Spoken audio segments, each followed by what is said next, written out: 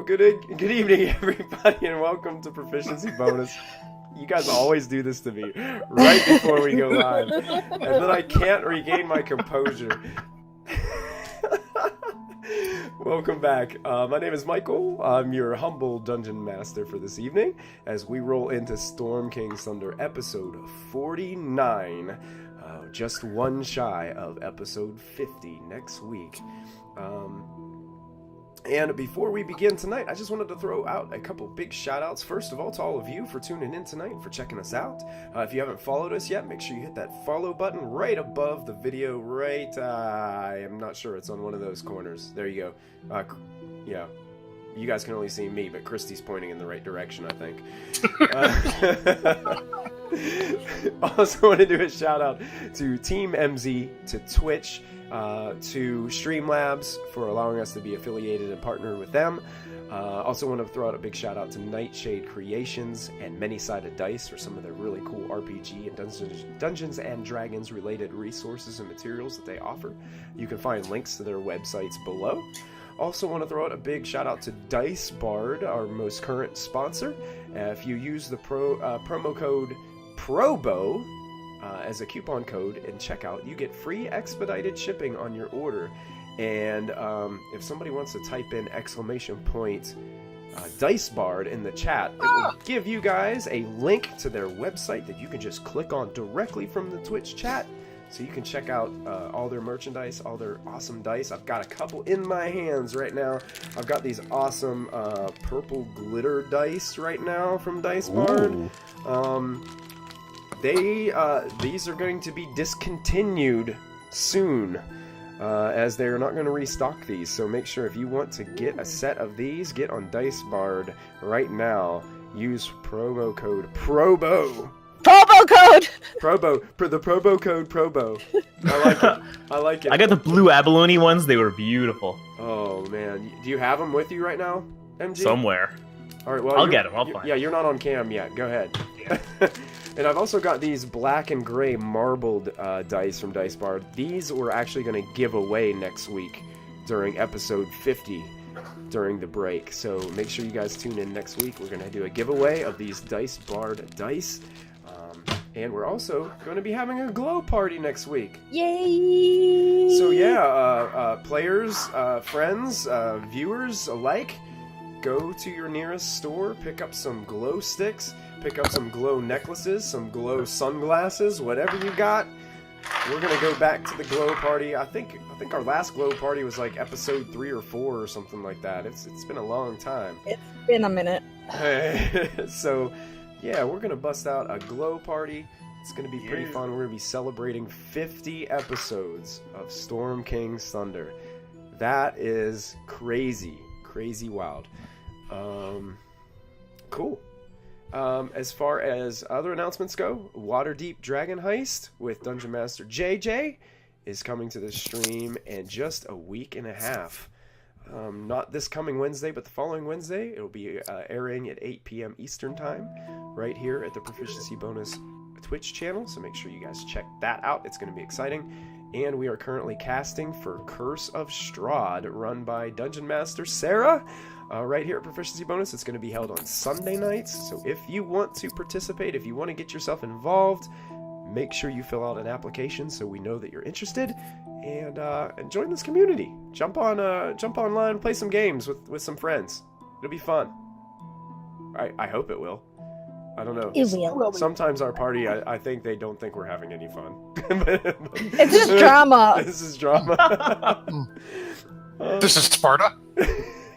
So I'm going to take you guys over to our group tonight. Everybody say hello. There. Everybody is there. We got everybody, hopefully in the right boxes, as everybody's chimed in.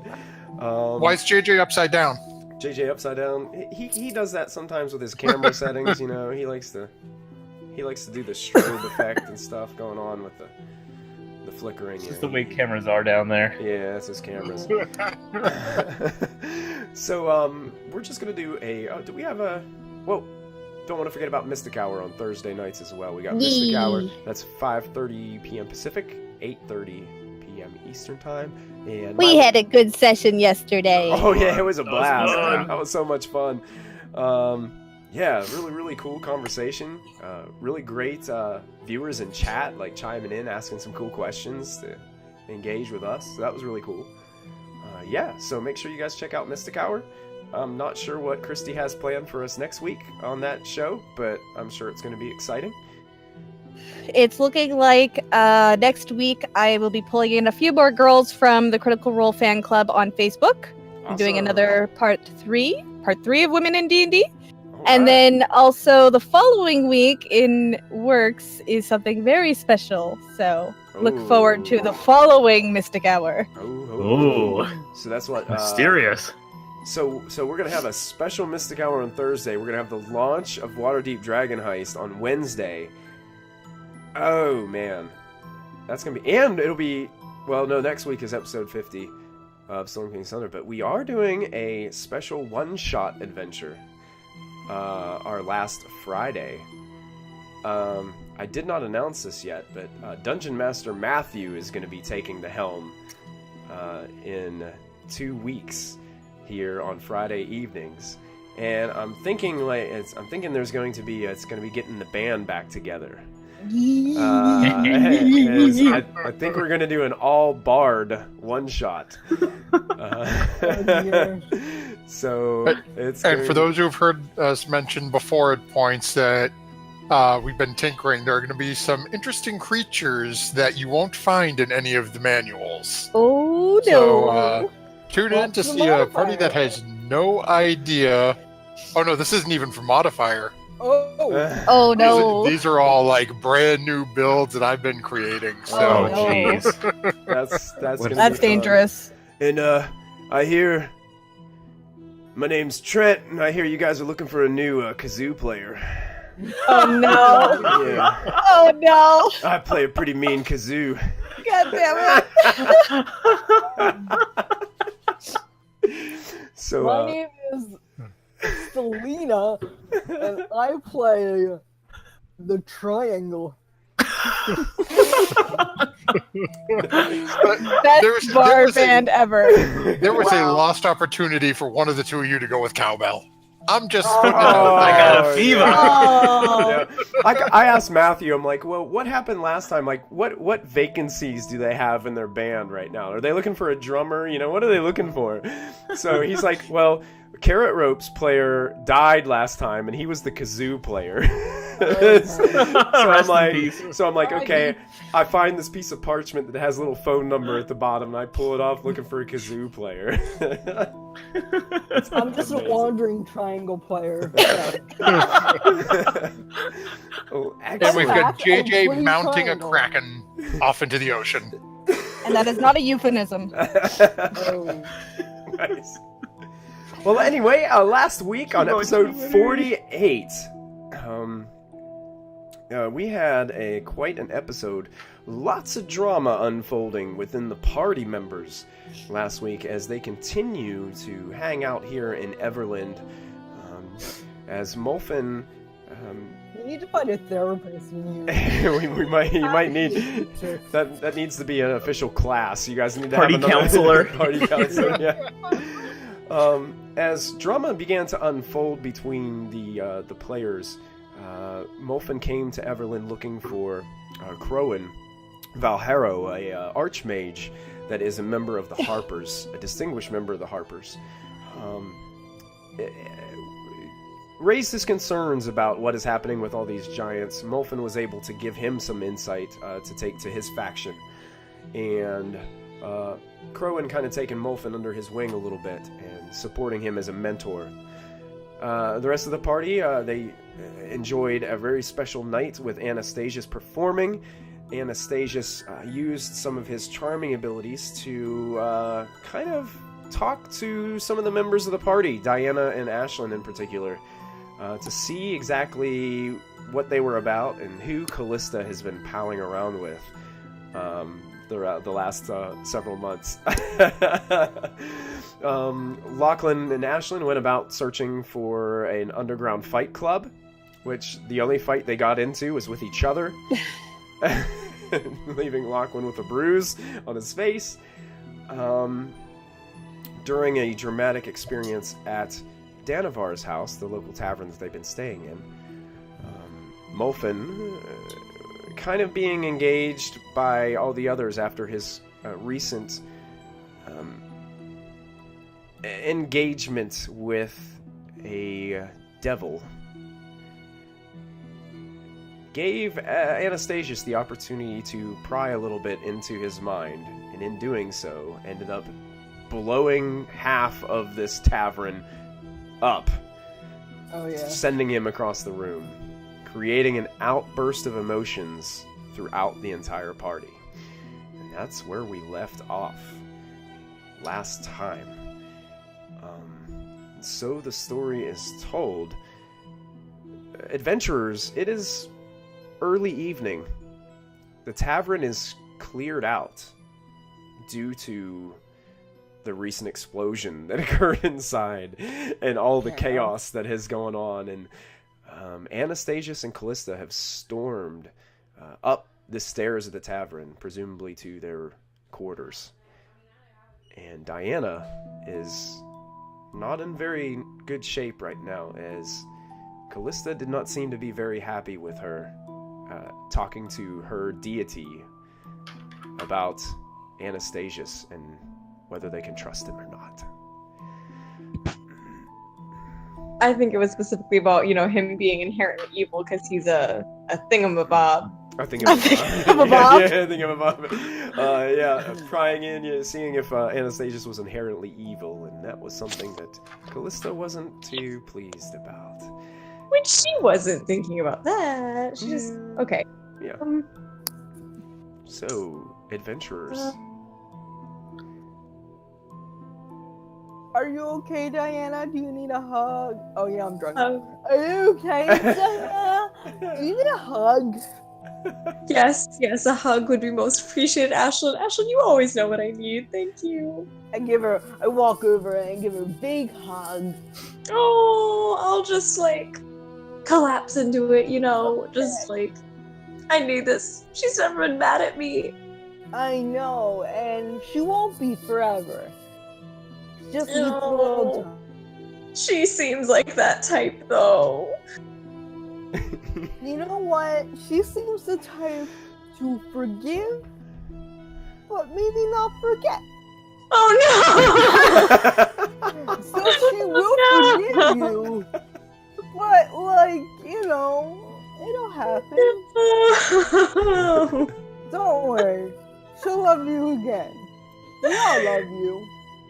She'll just take a night to love you. Wait, that sounded wrong. I love you. And I give her a big hug again. I love you. As you guys both enjoy this embrace, even in your drunken state of mind, Ashlyn, and you two, Diana, as you guys are reaching around, just grasping each other. Drunk? What's that? I said I ain't drunk. You're not. I was talking about Ashlyn. And you guys look at your hands and you see that friendship ring on both of your hands that Ashlyn had purchased. And it the pink gem inside kind of glimmers just a bit as you guys embrace in this hug. Reminding you of that friendship, that connection that all of you have. Meanwhile, Lachlan is across the way helping Molfin around as Molfin is covered in this black soot from the explosion that erupted from his chest not too long ago.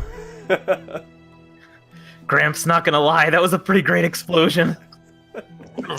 Not quite the word I would choose to use for it, but thank you nonetheless. I think you almost singed my eyebrows off.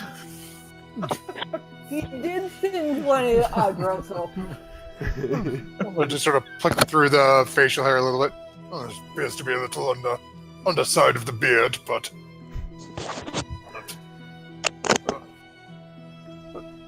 Lachlan, you should probably get some rest. I have a feeling this is not over with. Yeah, I think you kind of messed up, Gramps. Well, it's... I had a moment of panic. Everyone was attacking at me. It seemed prudent to divert the attention elsewhere. I did not anticipate quite the vehemence of Callista's response to that. To shift blame, you mean? You shifted blame and it all blew up? Ooh, that was literal. I Literal, believe yeah. technically it blew up beforehand, but In your face. Very- my chest. But I know you're a little under the weather, Ashlyn. I'm fine. Me and Lachlan are gonna go find a fight club. You should come. I already lost the fight club. No, not our fight club. Like the real fight club. Like we're in the 2-person fight club, but we need like a bigger fight club, Lachlan. I do not want any more fighting tonight. I want to go to sleep. Lachlan, I can't just smack you around all the time. That's not like that. Gramps, I need to learn some abjuration or something. I think Ashlyn is really starting to enjoy smacking Lachlan around. Lachlan, come here. No! Hold on, a little practice. I want to run upstairs. Lachlan runs up the steps, away from Ashlyn. Is Brawl still around, or did he wander off after Wolf gave him that platinum? He is currently just picking up damaged chairs, propping tables back up, like getting frustrated with taking broken materials and putting them in trash compartments. He just looks like he's bewildered right now and has a lot on his plate now due to this occurrence in his tavern. Fair enough.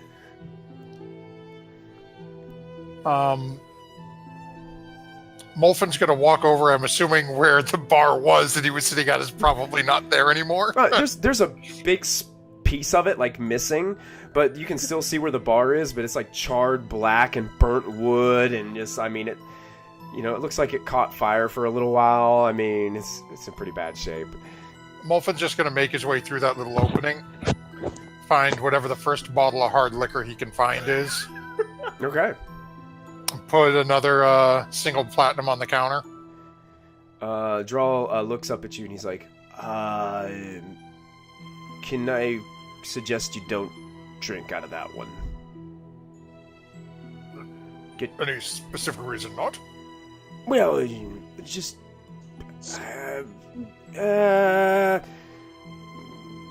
it will transport you somewhere else. That is No, don't tell him that. precisely what I'm I looking know. for. No, that's, I mean, literally. Yeah, just grab that other bottle over there. Just take it. Okay. Can I take this one with me anyway? Literally, I would just give you about anything just to get out of here. Perfect. So take that one he said will transport me somewhere, stick that in the bucket, and just Oh, grab no. whatever bottle he pointed at, put another platinum on the counter, and walk out the front door. He kind of looks at the 2 platinums sitting on the burnt countertop of the bar, and he kind of just sighs. Starts setting up another table. Half of it is charred. A piece of the leg is missing, so it just kind of falls back over. And he just stands there and looks down at it, and then kicks it violently. Oh. Molfin's gonna head out and head towards that little like park wooded area that they had found Callista and Anastasius in earlier. Molfin, as you walk outside, you notice it is starting to snow. Uh-oh. And Wonderful. it's a light flurry of snowflakes that seem to be dropping in Everlund right now, as we're just in the early stages of evening. So it's not all the way dark, but it's getting there as you're headed towards the park where Callista and Anastasius were hanging out earlier. And then once arrived over there, gonna find a little bench or somewhere. Out somewhat so I'm visible, but I'm not like on the main path. Yeah, you're visible, but you're not on a main path by any means. It's kind of like, just being in a normal park where you can go off to a bench and kind of sit there. There's other people around, but, not like a lot of like the children and stuff aren't playing around in the park anymore at this hour. Just some people walking animals and different things going on in this park. And find a little like 20-foot area that's off to myself and just sit on the ground and cast Tiny Hut again, leaving it literally clear as glass. So people can see in and out, just more to keep the snow. Basically, classed over it as it's flurry, that's starting to see sort of an outline of a dome. It's It's collecting at the top of it. The snow is sticking to Little the top a igloo. little bit, like an igloo. Yeah, that's cool. All right. Just sit and take out a piece of parchment and start writing. A backward snow globe. Exactly. My mind is blown. Lachlan, you headed up to your room, correct? That is correct. Diana and Ashlyn. You all have separate rooms here because Anastasius pretty much gets to stay for free. What a guy. So I knew he was good. And this is a I'll help pretty big tavern that you guys are staying at, so it has plenty of rooms available. I'll help Diana up to her room if she wants. Okay. And I'll give her a kiss on the forehead. And I'll say, it'll all be over soon. Don't worry. I'm sorry, what was that last one? I said, it'll all blow over soon. Don't worry. And I give you a kiss on the forehead. Oh, And touch the Ashlyn. I give Ashlyn a big ol' hug, and I'm like, thank you, girl. Thank you. No problem. And then I Okay. stumble out of her room and I start knocking on Lachlan's door. I pull the covers up and tremble. Lachlan! Let's go! I'm not in here. Okay. And then I go to my room. Worked. Nice. Callista and Anastasius, did you go to your own separate rooms, or did you go to one No, over the I others? followed Anastasius to his Okay. room. So what would the scene be like in Anastasius's room right now? Anastasius is laying down on the bed, just staring up at the ceiling, arms I'm- behind his head, just looking right up. I would have healed him once we got in the room Okay. and just sat beside him. Probably still shaking. Just in disbelief at the moment. Okay. And I kind of look at Anastasius. I am so sorry.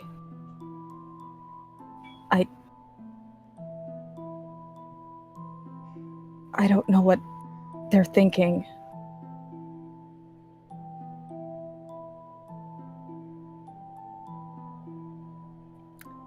This is why I never spend too long in one spot around the same people.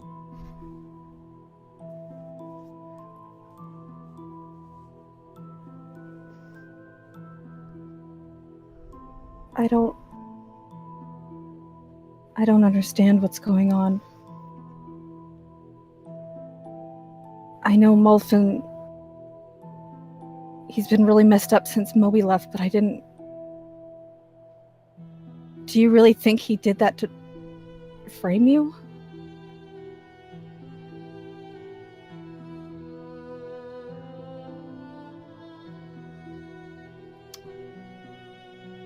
A lot of strange things happen around me because of what I am. I didn't ask for it. It's just something that happened.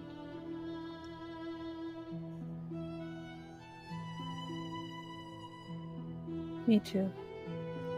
I know. Alright, let me see. You hear Ashlyn pounding on Callista's door. Callista's not in that door. I you know. guys can hear a pounding on a door down the hall somewhere. Callista! Callista! Callista! Callista! I need Melissa. some peace and quiet. Callista! Anastasia's gonna walk up without looking at Callista at all and walk towards the door. Anastasius. As he's walking, he's gonna cast Dimension Door. So it's just this portal looking thing that appears where the door is, and he just walks through it and vanishes.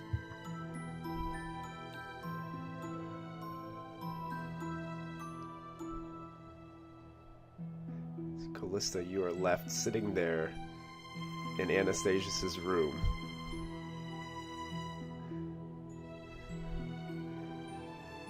As Anastasia seemingly has magically vanished. Again. I think she just stays on the bed and doesn't move. Okay. I'm on the floor looking under the crack. Callista! Callista! If I hear this from my room, Yeah, everybody can hear it. I'm gonna go out and I'm gonna just be like, Ashlyn, they need their time and space right now. Just, No, I need to talk to her. I know you want to help her and be there for her, and I do too, but she needs time away from us. She always has time away from us. She's always This is like- very important time away from us. Let's go. But I never have one-on-one time with Callista. It's like we never bond like over anything. So I think we should do it now. I mean, Right? Callista! I don't- You hear me, I don't Callista? I don't even know if she's in there, and you're not sober. You're not, we can, Sobriety is a state of force. But think about it. Callista is very friendly around people. Wait, no, that's wrong. I should talk to her though. If you would like to go and get your feelings hurt, I really can't stop you. But Oh, she's not gonna hurt my feelings. I would recommend that you don't. She loves me, and I love her. Like I love you. It's all fine. She might love us right now, but sometimes the people who love you the most have the most power to hurt you.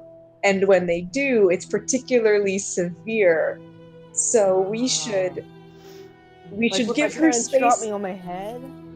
Yeah, kind of like that. So it's like dropping her heart on her head. So we should just give her the time that she needs to heal, and then we'll talk about it, and apologize. From her heart, it's like it's bruised, kinda. Oh. Like it got a little bump, and I'm not saying that you did that. You had nothing to do with it, but I and Molfin and Lachlan might have done it, and it probably wouldn't look good right now. We should just go and let her have space. That's Okay. Callista needs space. I would Callista, I wish I could hug you, and I love you, and I hope your bruise is better. Hey, And then- thanks. Thanks for the bits, Insight Check. We love you guys. Hello. Ooh, it's insight check! Hooray, insight check! Wrong count. Oh snap! Wrong account. It must be Stumpy. Yeah, It's 100% stumpy. somebody from chat. Stumpy from chat. He's carrying the Insight Check insignia tonight. he's raising the banner in chat. Molfin, as you're sitting there and snow is starting to form around your tiny hut, all of a sudden, about 20 feet away from you, this interesting dark glow appears. It's a centralized, this small bit of what looks like arcane energy starts to open up, and out walks Anastasius into the same park that he found himself earlier. Now snow picking up and falling a little bit more heavily. You can see Anastasius, and Anastasius, as you walk out of your dimension door portal, it closes behind you, and you can see sitting on the ground about 20-25 feet away from you with this weird snow-covered top above him is Molfin.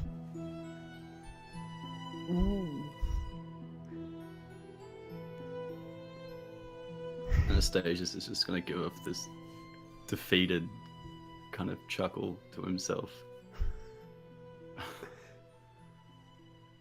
and then just lie down back on the ground and just look up at the sky.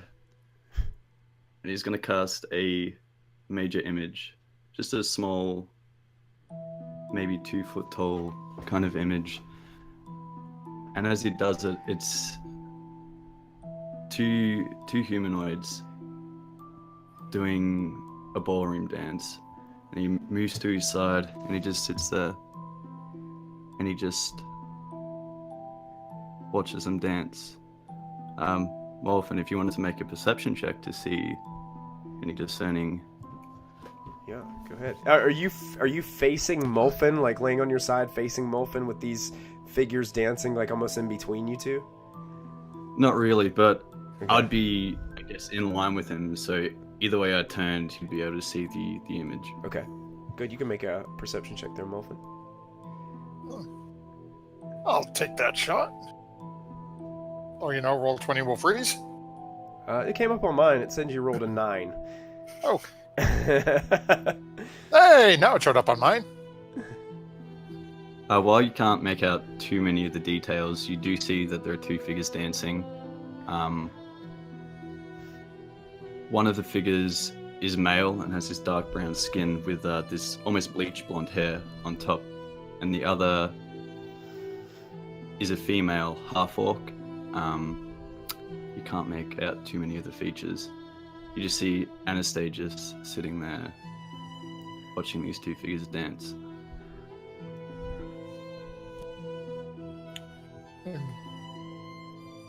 Molfen will just sit again, quill slightly off of the parchment and just probably spend 30 seconds or a minute. I don't know how long Major Image lasts. Just 10 silently watching the same thing for, if it's 10 minutes, probably watch it for a couple of minutes then. And just silent, not saying a word, not approaching, just...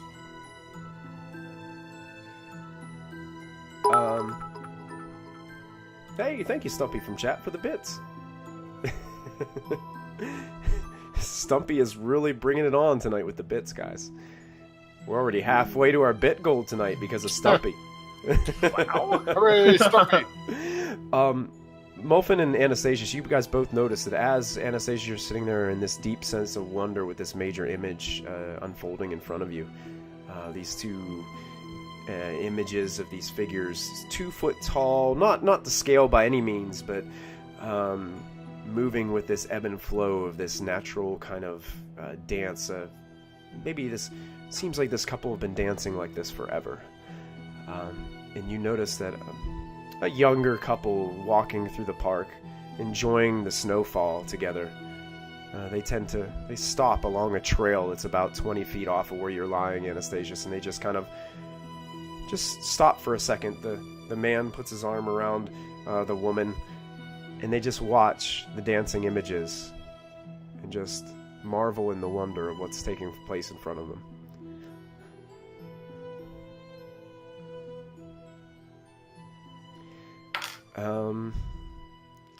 The rest is up to you, party. Does anybody else want to jump in or chime in with anything right now? How does Anastasius look? Does he look like wherever him and Callista went off to, that she took care of his wounds and he's... Yeah, he looks like he's been healed. He's Okay. not damaged once. But as far as his, what would his visible state be for like sensing his emotions, Anastasius? Like, what would your... I mean, in terms like, of how body you've seen language? him, you know he likes he stands up really straight. He displays confidence, and he's just got this very charismatic air about him. But as he approached, you notice that his demeanor, his very like figure was almost kind of slouched. He just looks defeated, and as he's sitting down, he's lying down, just watching these 2 figures dance.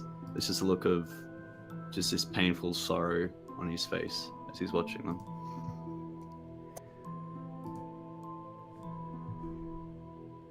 He's just lying there. He's just letting the gentle snowflakes just kind of fall on him and just cover him, essentially. Okay.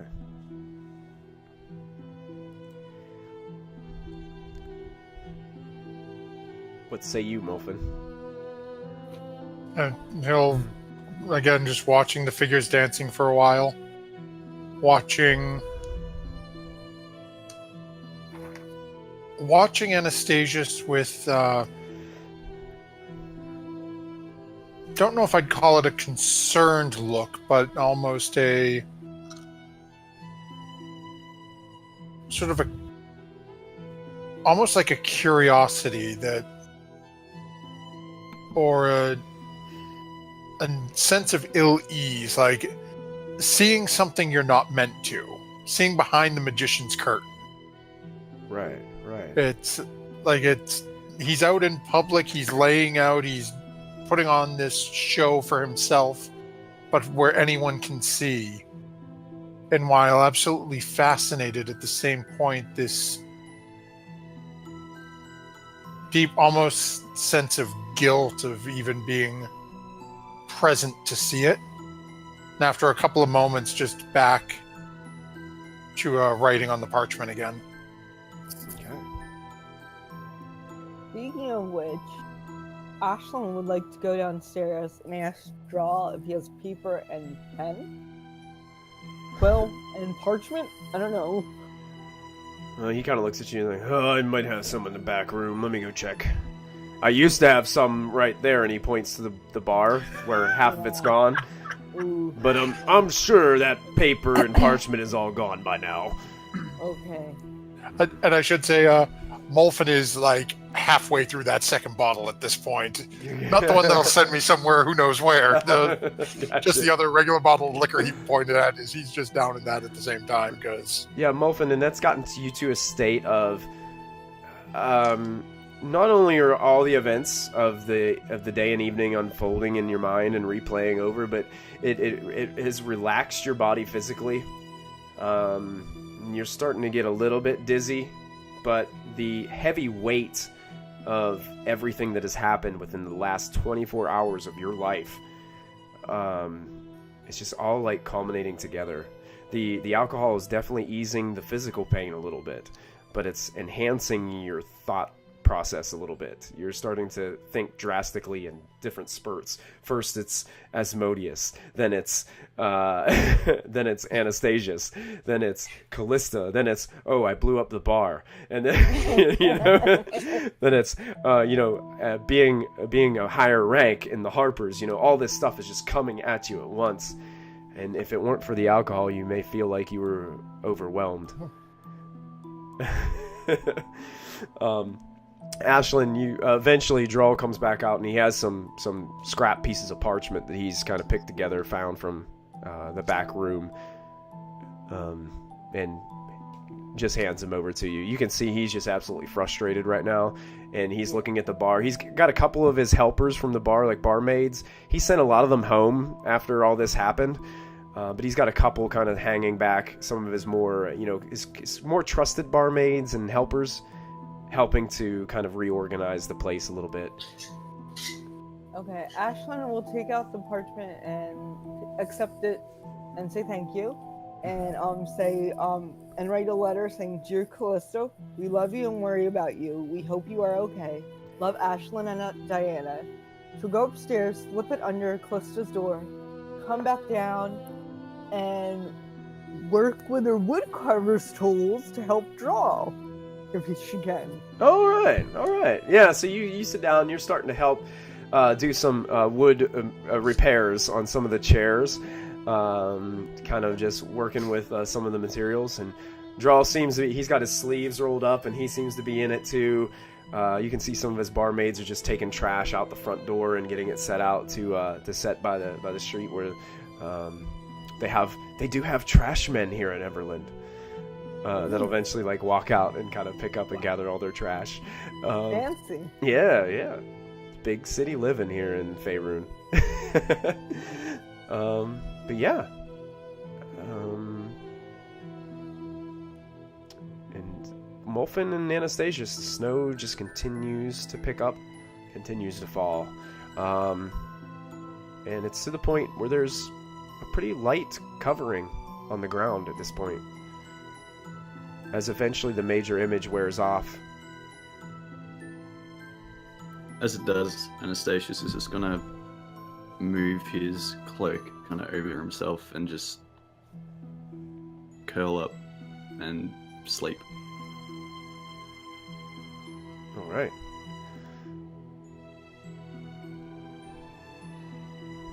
Molfin, it seems like once the major image goes off, Anastasius is going to sleep.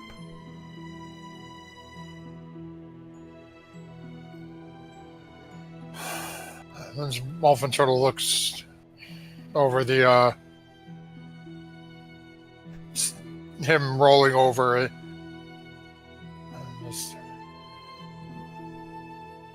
Does he look comfortable? Does he look peaceful at all, or like what is this sleeping? Anastasius, you want to describe? It's a very labored kind of sleep. If you're sitting there watching him, you'd see there was a lot of tossing and turning. A few murmurs, but he's not, staying in the one spot, just restfully sleeping. It's a very labored sleep.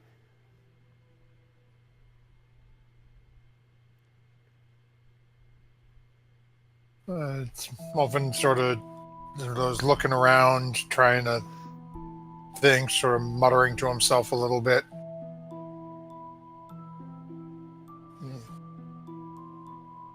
Sort of shakes his head. Goes back to writing a little bit more. Okay. Just every little while, and then just, finishes off whatever's left in that bottle. Again, mine's still umpty 9 million directions. And just sitting there,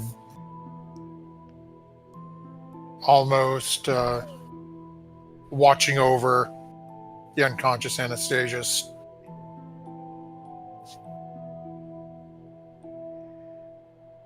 All right. And given he is laying out in the open, Molfin will sit up all night watching over. Oh, right. So, Molfin's spending the night just watching over Anastasius as he lays on the ground, slowly becoming more covered by the snowfall. Can I roll a hit die during that time frame, assuming to treat it like a short rest? yeah. Well, honestly, yeah, you could do it. You could do a hit die. We'll count it as a short rest, but you won't get the benefits of a long rest. Right. Are there umbrellas? Are there what? Are umbrellas invented? Sure. Why not? I just wanted to know. Hey, well, why not? Yeah. Would you like an umbrella, Ashlyn? Yeah. All right. For helping draw, he gets you an umbrella to use. Awesome. They were keeping the door to the place open as they were walking trash out to the street, and you could see that it's been snowing. The cold air kind of briskly rushes into the tavern. I'd have no idea where they were though, so I was gonna go put an umbrella over Anastasius, but I would have no idea where they are. Yeah, you had no idea where he went. Yep. You think he's upstairs in his room. Okay. Oh well, I'll add an umbrella to my inventory. There you go. Yes. Weather denied. Cool. All right. So does anybody have anything else? I was going to go ahead and kind of fast forward to the next morning if nobody has anything else. Ashlyn, would you eventually turn in for the night, or would you? I'd probably pass out on one of the tables downstairs as I was working on it or something. Yeah, you kind of take two shattered, broken tables and you kind of break off, like kind of divide them both in half and connect them back together to make one good table out of it. So you're kind of like salvaging some of the wooden materials that are left over from the bar accident, I guess, if you want to call that an accident. Incident. I like that word better. Yeah. The bar collision. The bar. Callista would have fell asleep reading Moby's letter Okay. in Anastasius's room. All right. Passing out on Anastasius's bed with the letter. Anastasius, you... Molfin, you would probably notice this as well. Anastasius, as the sun starts to arise in the morning, you guys start to hear a bit of commotion taking place a few blocks to the northeast of you. It seems like just the sounds of a lot of people, some shouts. It doesn't seem like screams of terror or anything like that. Like the town isn't under attack or anything like that by these screams of terror. You know, it's not screams of terror, but it's like more of a something's going on, and there's a high volume of people kind of congregating somewhere to the northeast. I'll say at the point Anastasius is waking up, and assuming he's looking around and notices where Molfin is still sitting, it's probably within a couple of moments of that the tiny hut vanishes. And whatever snow's on top of it. About 3 to 4 inches of snow just go right down on the Molfin. And Anastasius, as you're waking up, you basically roll over and just snow has just drenched you, drenched your clothing. You were under a nice little layer of snowfall. You were tossing and turning enough during the night that it didn't like neatly accumulate all over you, but it's definitely wet. As I begin to arise, I just cast Prestidigitation just to clean myself up, make my clothes fresh. All right.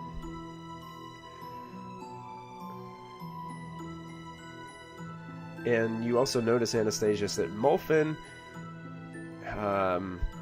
he appears to be in the same spot he was last night when you saw him. He was in the same position until the snow fell down on top of him. As I'm rising, my eyes kind of meet Molfin's for a brief second or two.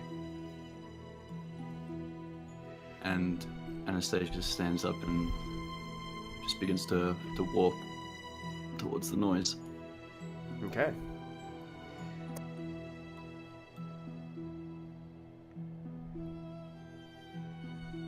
Molfin, that snow's pretty cold. Molfin will go to get out, make sure the parchment he had been writing on didn't get too messed up with the snowfall. Sort of shake it off, make sure most if not all of it is still legible. Roll it up and put it inside his pocket, and then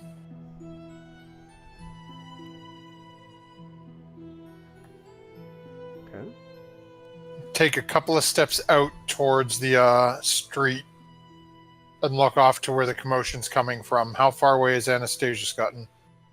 He's only a little bit ahead of you. He didn't, probably 50 feet maybe ahead of you. You could still see him where he's headed, leaving footprints in the snow as he heads on that direction.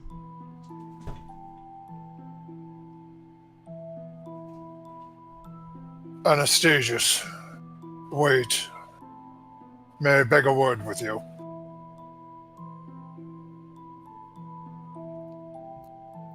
Anastasia stops, but doesn't turn around. What is it?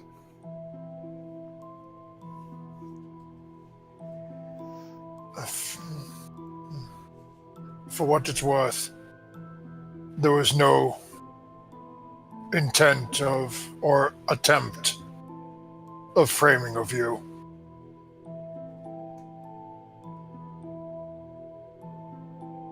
I was concerned based on what the people I have grown to trust explained to me and set what I considered to be protection without thinking it through. I have hurt you and I am sorry for that.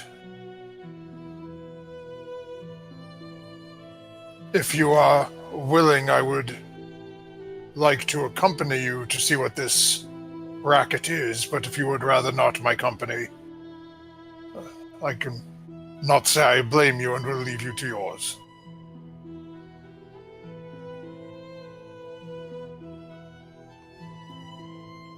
When you are afflicted in the same way that I am, you have to find ways to protect yourself.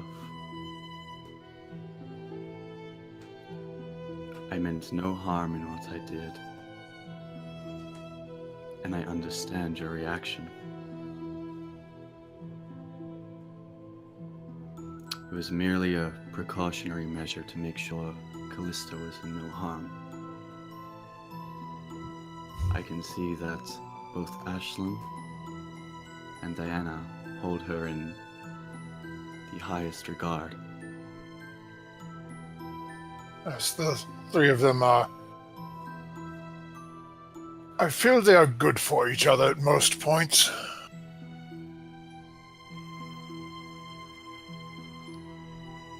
It's surprising knowing Callista.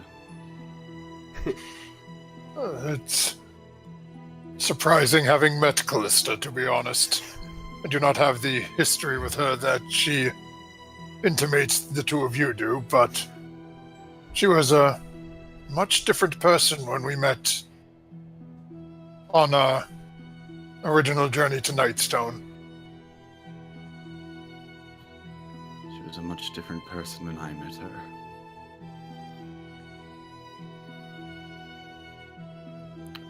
Shall we? Graciously after you.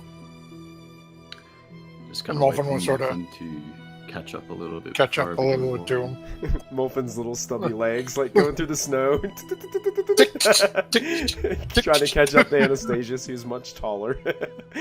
And you guys head a couple blocks, almost near where the market is, but you can see that. I'm going to go ahead and shift ping you guys. See if it shift pings right about this kind of area. Stumpy. What's Stumpy ripping it up in chat? Ooh. Little stumpy legs, yes. Oh yeah, Both Molfin's legs are shaped Oh, yeah. like Stumpy. Oh yeah, shaped like Stumpy from chat. Yeah, and Josh, There you for some reason, Twitch chat is not showing up on the stream. Not sure why. go. It's not Huh. No. Streamlabs is black, I guess. It's just a black screen. weird. That's weird. I'm sorry, guys. When I tested it out at first, it was working. That's weird. I apologize. So you guys head into town. You see that there is a lot of people, and you notice that it isn't just your regular. It's not your market crowd. These look to be like members of the City Watch and City Guard, and they seem to be moving into position in haste. As there is a what looks to be predominant captain or something who is wearing this nice set of armor, a flamboyant cape that has a couple different colors. Looks to be the symbol of Everlund on the cape. He's got a helm underneath his arm. He is armed with a sword over his back, and seems to be kind of going around putting people into position, barking orders. Very confident looking posture to this man. Human man, lighter skin, has a dark mustache that rolls down into a goatee at the bottom of his face. He has this slick back dark hair that kind of comes back and then stops right about midpoint of his neck. showing a little bit of signs of wrinkles on the forehead, maybe about mid-40s is your guesstimate. And he looks like he's moving around pretty hastily, and there's all these other bystanders of people like standing around like they were headed to the market, and then they're, you know what, I'm seeing all this commotion going on, I think I'm gonna go this way or that way, or what's going on over here? And the whispers start, and rumor mills and talking, and things are going on.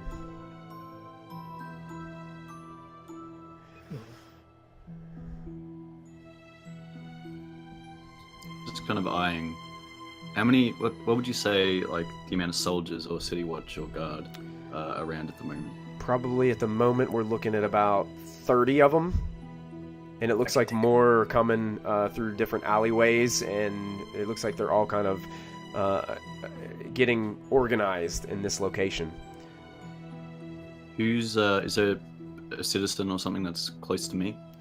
Yeah, there's a few people. There's a couple individuals. A halfling talking to a human, kind of next to you. They're kind of whispering back and forth. Excuse me, what is going on here? Apparently, some caravan came in early this morning and said that said something about a giant on the outskirts of town. Harshnag! Oh no! Thank you. Are we there? Not yet. You guys are just waking up in the tavern at this point. Malcolm? Do you consent to this spell? Yes. I'm Yes. gonna cast a dimension door in front of us and grab Morphin's hand and walk through it, and we're gonna appear in the bar. Okay, just the downstairs of the bar.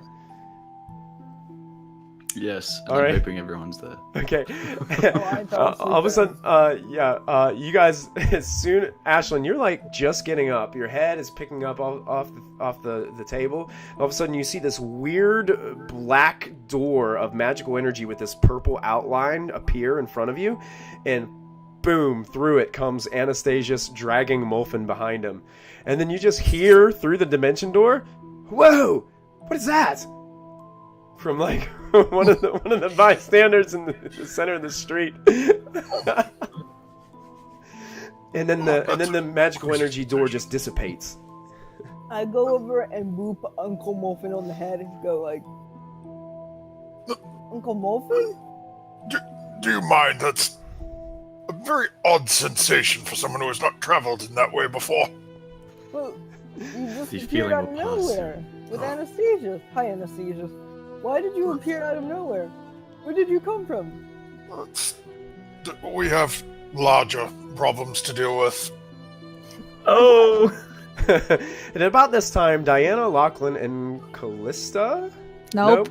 Diana and Lachlan make their way down the stairs. Unfortunately, this morning is not met with the familiar smells of breakfast meats and Oh, no beautiful breakfast foods. It appears that the tavern is closed and that they won't be offering any food today. Wonder who did that. Oh my Does Lachlan god! say this out loud? Yes! Ah, so good! Molfin is going to just daggers at Lachlan as he casts Mage Hand and just flicks him. Can I just ask, what's the general appearance of everyone when Molfin and Anastasius kind of appear through this black and purple gateway into Well, the only person that saw you really was Ashlyn, as it happened so quickly. State as we appear together. Ashlyn is slightly hungover and has been like working half the night on this table, and it kind of rocks back and forth and isn't the best table, but she really tried hard. Yeah, Ashlyn, make a perception check for me. Okay.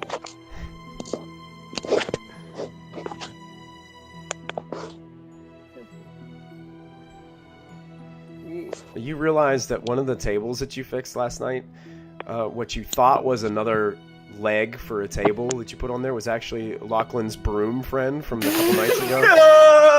No! That you took the top off and you attached it to one of the tables. I fall to my knees. You killed her. How could you? Everyone's killing Lachlan's girlfriends. Thing? Lachlan gets a girlfriend. Lachlan's girlfriend dies. Lachlan gets a girlfriend. Lachlan's girlfriend dies. Jeez. Lachlan kisses that girlfriend's sister. With the broom head, I'm like, I'm so sorry. I didn't know. I was drunk. Take her. God, JJ. Jeez. The bride and the broom. Oh, nice. But Waka waka waka. So yeah, you guys are all, except for Callista, you guys are all now meeting back up here. Pretty hungry. Yeah, your stomachs are growling a bit. I believe you guys do have some rations if you'd like to delve into some of those. Indeed. Ashlyn, I know you are closest with Harshnag. Yes. I think there's a little problem. With what? Is he okay? Is he There sick? seems to be a large amount of city guard gathering in the central portion of Everlund. I think he may have been spotted and they are predicting an impending attack. But he wouldn't attack anyone, not even a fly. Okay, he would attack a fly if he could. He didn't mess up a fly. He does attack. He could mess up a few other giants. Yeah. But I fear if he does not attack, they will strike first. But I don't want him to attack. Oh my god, we should go see him. Can we go see him? Let's go see him. Time to make some moves. Let's go. Or should we go see the city guard and I should tell them that he's friendly? Do we know that it's him they're talking about? Make an insight check, Lachlan. Can anyone else get in on this? Sure. I mean, there is only one Harshnag. Not one Harshnag. There is only one giant that we know of. I mean, unless other giants are scouting out the area and it's just a coincidence. Ashlyn and Lachlan, you kind of think it could be anything, because you guys know giants are rampaging everywhere right now. It could be that. Mulfin, from the body language of what you witnessed, it looks like their idea is the best defense is a good offense. And you're not 100% sure that it's Harshnag, but hearing from that halfling that it was a single giant sighting, every time you guys encounter giants thus far, except for Zeph on the cloud tower, Zephyros! Extraplanar entities. They usually don't come alone. Good old Zeph. Yeah. Can I just quickly make a perception check to see how everyone's reacting to Anastasius' presence? Sure. Yeah.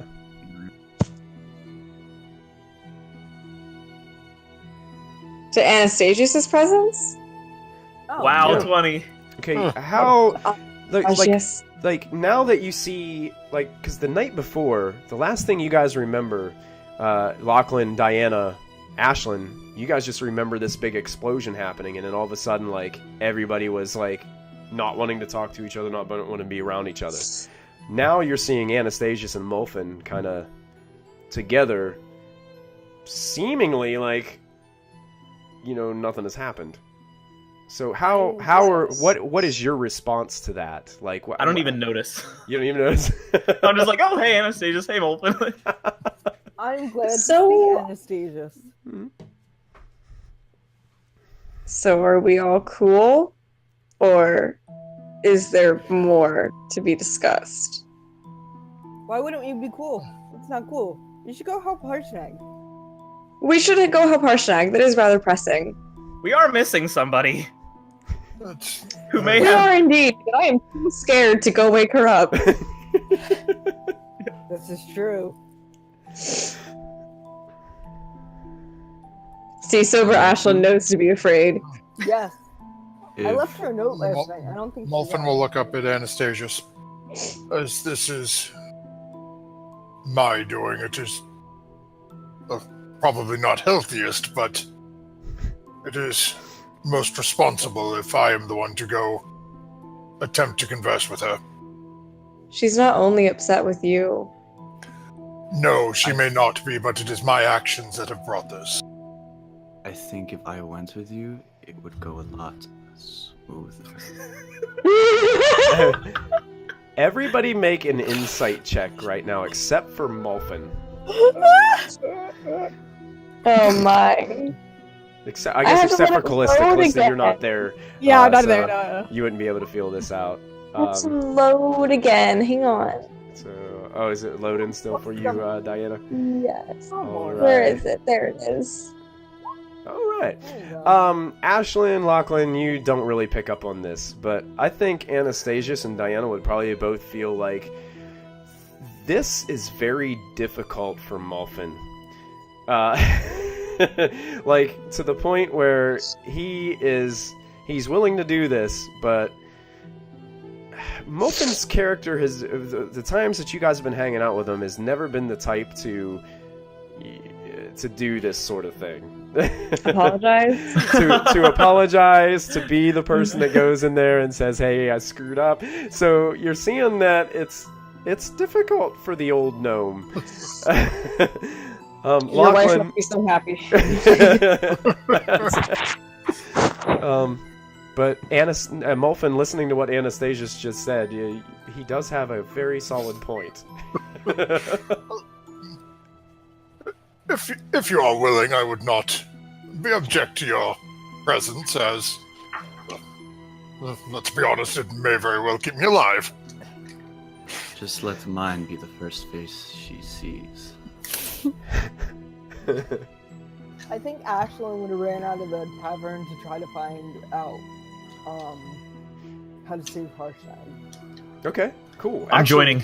Okay, actually, before you guys even get to the door, one of the barmaids runs in to the shop, looking towards Drawl, and is like, "Drawl, have you heard the news? Have you heard the rumor? Apparently, an early morning caravan. They spotted a giant just on the outskirts of town. Was he wearing a skeleton thing for his head? On his head? They look over and yeah, that was actually part of the description.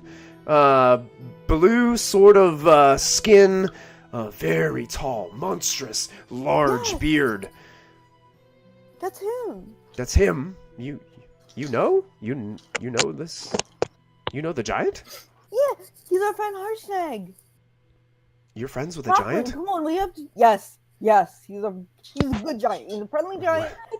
Don't you We judge. should Well, do that. Lachlan. Horrocks is assembling the city watch and guard in the street. They're going after him. Okay. I'm If running they full sprint, like out the door and going like after. All right. I'm waddling follow along. her. Follow her immediately, and I yell, "If you two want to handle Callista, I'll handle that." Okay. And as she's saying that, she's walking out the door at the same time, running and sprinting behind Ashlyn and Lachlan as they're slipping and sliding a little bit on the snowy ground. I think I can run like double what Lachlan. Oh yeah, I think you can. Although I get to run, what is it? You can dash as a Yeah. bonus action. Yeah, No, but I run 50 feet. My speed is 50 feet. What? yeah.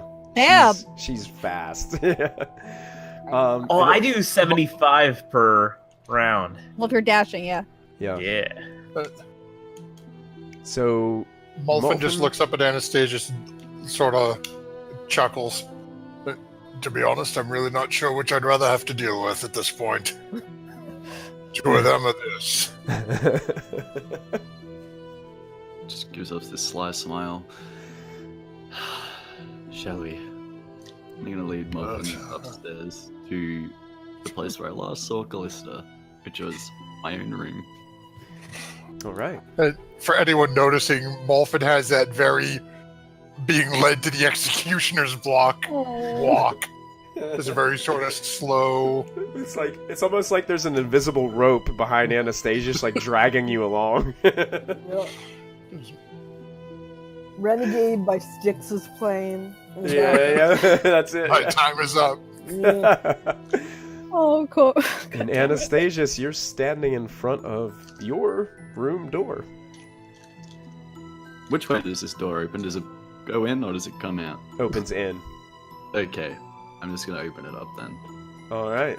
The door opens, Just and let it- Callista, you hear the door open.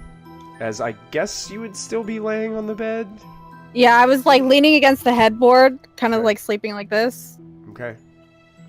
I'm making sure I'm standing in the doorway so that Morphin's behind me. And as I notice her, I'm just gonna walk in and she'll see Morphin All right. standing in the doorway behind me. So you see Anastasius An- first, and he walks in, and there is Molfin standing in the hall. Eyes downcast, not really directly looking at Callista, just waiting a moment. She doesn't even look at Molfin. Are you okay? Are you still mad? I don't think I was mad to begin with.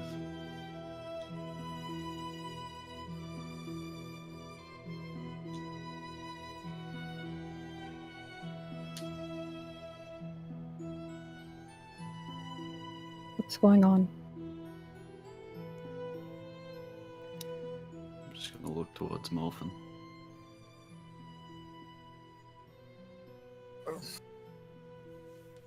Do you want the immediate concern or the overall?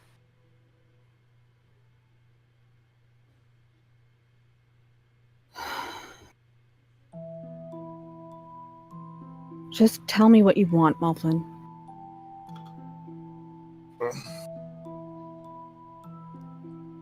I left here last night and through some strange quirk of fate or intervention found myself in the general vicinity of where Anastasius ended up.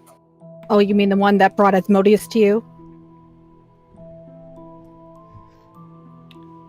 Callista, It's- hear him out. what-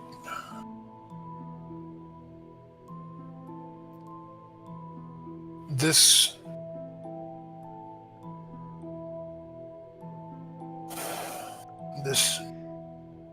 difficulty that our group is experiencing is of my making.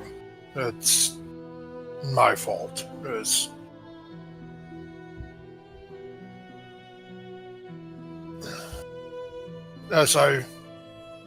Anastasius and I have spoken this morning some. Upon hearing what I construed to be an invasion into people I had been traveling with,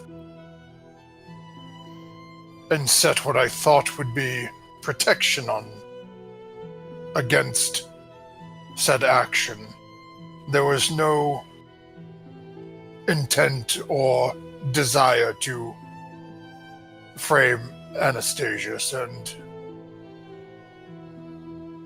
Anastasia, she makes a very valid point, as I do need to apologize to you directly for what was said about Asmodeus and you in anger and,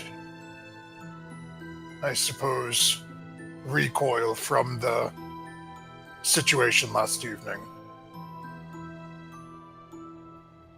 This Anastasius just dips his head.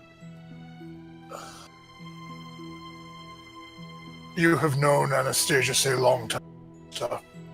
Much longer than we have known you or any of the others shy of, well, at this point, Lachlan. And I worried for them. Whereas you trust him implicitly, I did not, and I have driven a rather large wedge in our little family group, whatever you choose to call this thing that we are now a part of. I was trying to find the right way to approach and to speak to you of this, and there is no proper way beyond what I can offer as an apology. But as a potentially more pressing issue in terms of timing is apparently the city guard is making preparations to attack Harshnag, as Anastasius and I found this morning.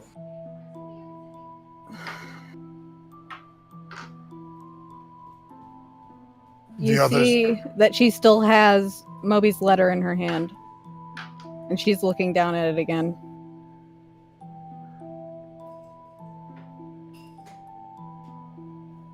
you can... Anastasius would probably notice this easier than Callista as you're looking down at the letter. You can see the entire physicality of Molfin's body clench. And his hands start shaking just a little bit as he's trying to keep them clasped in front of him like this, one hand on his staff. Noticing that, just very slightly shaking, but eyes still downcast, but still at Callista's general direction.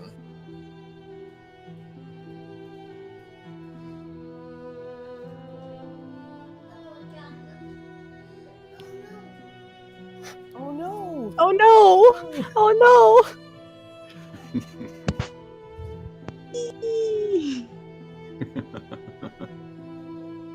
Baby.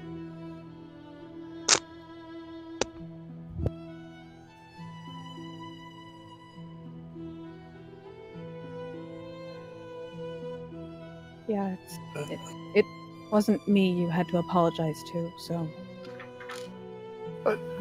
I had to apologize to both of you. I did not trust Anastasius, and quite literally I hurt him. My actions. You have earned our trust time and time again. I should have trusted you, but took how I interpreted the experiences of the others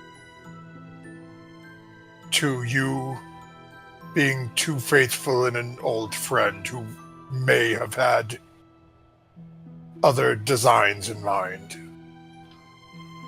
So while you are correct, I most definitely owed our, from what I heard, quite talented friend an apology. I also owed you one.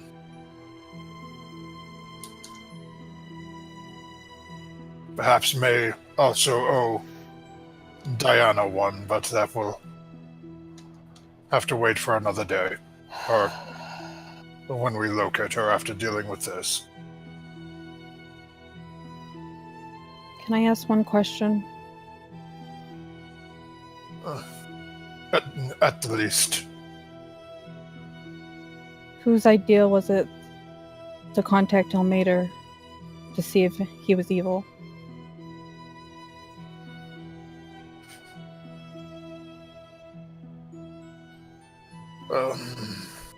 Malfin sort of hems and haws a little bit.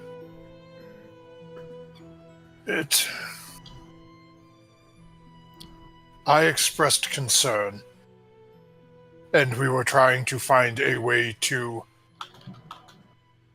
delve into his intention. Unfortunately, it's not something that I am gifted in doing. Diana mentioned that she could try reaching out to her deity,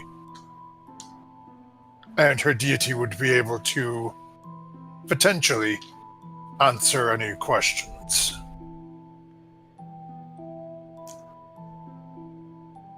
But you brought up the question. Yes. Crap, dude. Bas- Wolfen taking the heat. That's big time. It's the way Ashlyn and Diana explained their experiences with Anastasius is they were enamored with him through his performance, and then were asked to provide permission to have something done to them. Seems a little weird, actually. And given our recent experiences with Zolkin and finding out that he needed permission to entrap Diana's soul, I may have overreacted, and upon breaching that sentiment to Diana may have triggered a little more fear than should have been brought on.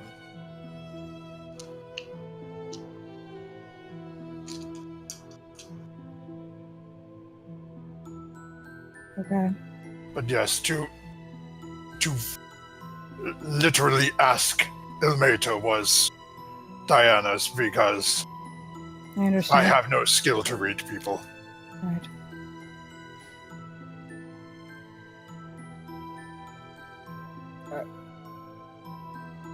Anastasius. How do you feel now?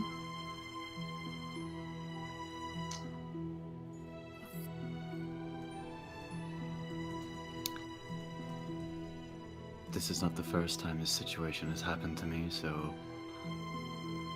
honestly, I'm somewhat accustomed to it.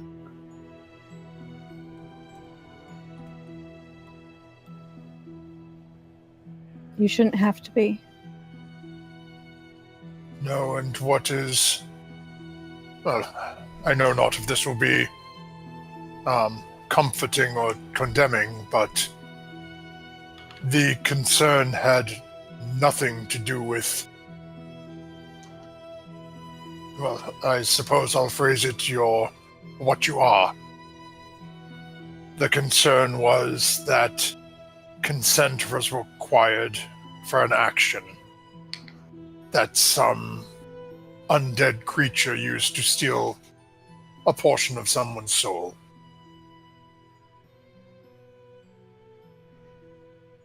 Had you been a small gnome, the concern would have been the same.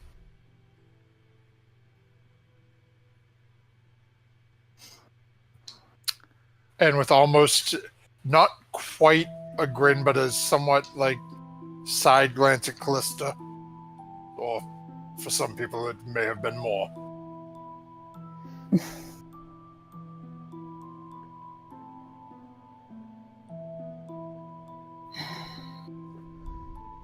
Well, we are a team.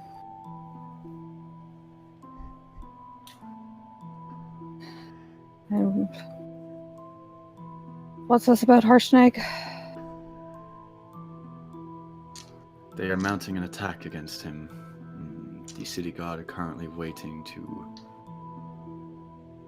strike him down, I imagine. So, time is of the essence. It initially appeared that they were more defensive, but as we hear more and more people speaking, it appears they are preparing for a full-on assault on Harshnag, which will not bode well for Show either the me. city, us, or Harshnag. Take me there. We'll deal with this later. They grab Callista's hands and help her off the bed. I'll take it. And at this point, first of all, I want to give a huge shout out to our friends at Insight Check, as they have blown our bit goal out of the water tonight. And I told them in chat that if they got the bit goal tonight, that I would give you guys a free re-roll. So if we, yeah, it's like a, if you roll something and you don't like it, you get to take it and re-roll it for tonight. So,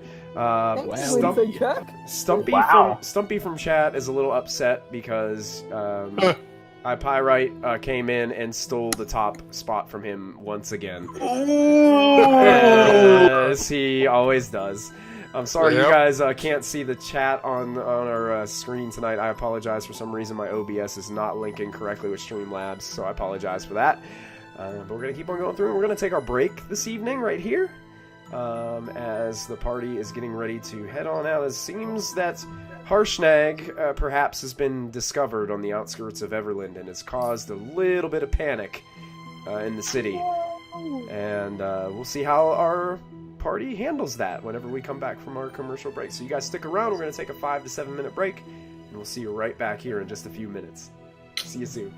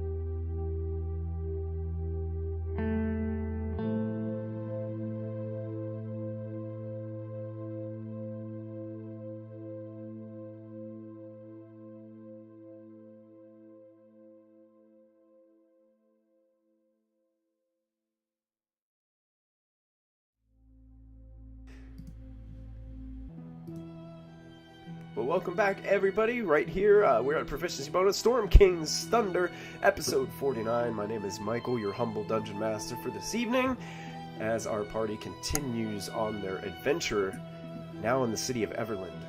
And currently, trying to figure out what is going on as the city guard and the city watch have been assembling near the center of town, with rumors that a giant, and our party is concerned that it perhaps might be their giant friend Harshnag,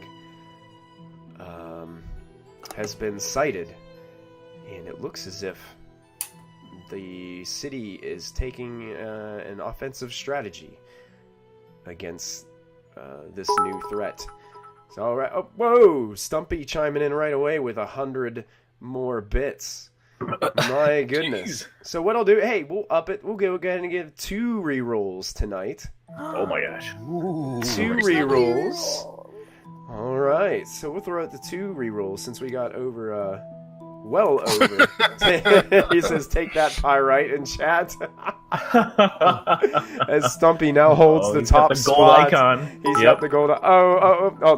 Now, Mystic Water. Christy herself is chiming in. Look at this. And if it weren't for Stumpy logging in his insight check, Stumpy actually owns 2 of the top 3 spots right now. Oh, jeez. Because he's just an overachiever. oh, now Pyrite's coming back with another 100 bits, so we've got another reroll. My gosh. We're up to 3 rerolls, folks. I'm writing this down. This is This is getting ridiculous. these are the gods chiming in. This is Elmater granting you his favor. Thank you. All right. So, Ashlyn, you are the first to arrive on the scene. And it seems like a pretty decent-sized squadron of troops has been mustered together here, just 4 or 5 blocks southeast of the northern, well, kind of like the western gate of Everlund. I run up to the most important looking person. Okay. I don't care who I have to shove out of my way. I just run. Okay, you shove some standard guard members watch. You, hey, what are you doing? And just like as you're brushing through. This is important. Leave me alone. And you're just charging through these people. Eventually, you get to the man that I described earlier, to Anastasius and Molfin. Very prominent looking. Looks to be an older man, mid-40s, but he has this dark, slick-back hair, goatee, very confident stance, very flamboyant cape of multi-colors that seems to fall back and just blow gently into the cold wind of the winter breeze right now.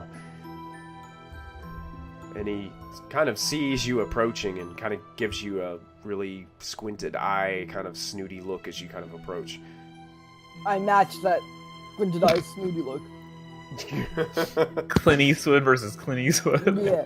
You there, I say. He looks over to another watchman that's standing right next to him. He's like, "Who is this person that speaks to me as if they are important?" I will approach and wave my hand. Ashlyn. My name is Oh. Ashlyn. You could ask that first. Who are you? Ashlyn. You do not know who I am, Ashlyn. No, and you do not know who I am. I have never heard of you, Oh, no. nor have I ever seen you. I have never heard of you, nor have I never seen of you, so we're equal.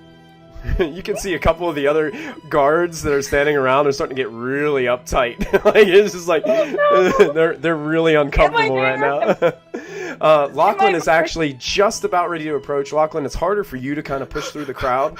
Ducking under somebody's legs. And you can see there's a tense moment going on now as Ashlyn is confronting what appears to be a very decorated captain of the guard. Am I not there? Not yet, because you left after Lachlan, so you guys are kind of like, you're almost there. You're right behind him. Lachlan's a lot faster than you if he's dashing. Yeah, Lachlan is pretty fast. Okay. So Ashlyn, he kind of looks at you. I am Horix Zor, the commander and captain of this army. You should be careful how you speak to me. I hear you have business with my giant friend. Excuse me, did you say giant friend? Excuse me, yes I did. You are friends with a giant? I'm friends with many people, and one of them happens to be a giant. He's a different kind of giant. He looks back over Ashland's shoulder. A different kind of giant. What different kind of a giant are you assuming that this giant friend of yours happens to be? Well, you know how there are different types of people in the world? There are different types of giants in the world. He looks at you straight in the face and he's like, do you know what the giants are doing? Do you Yes, know what I they're do. doing to people and villages and towns and homesteads all across Faerun right now? Why, yes, I've been there and back. And this guy She is done. a nice one. You're telling me that within the outskirts of our city, there is a friendly giant just You don't think if he was Hanging unfriendly, out. he would have come in and, like, knocked over your tower already? How do you know he's not waiting for his backup? So then he can come in and smash our city to the ground. I will not stand by and let this happen. I will not stand by and let you attack him. I challenge you to hand-to-hand combat if you go after him.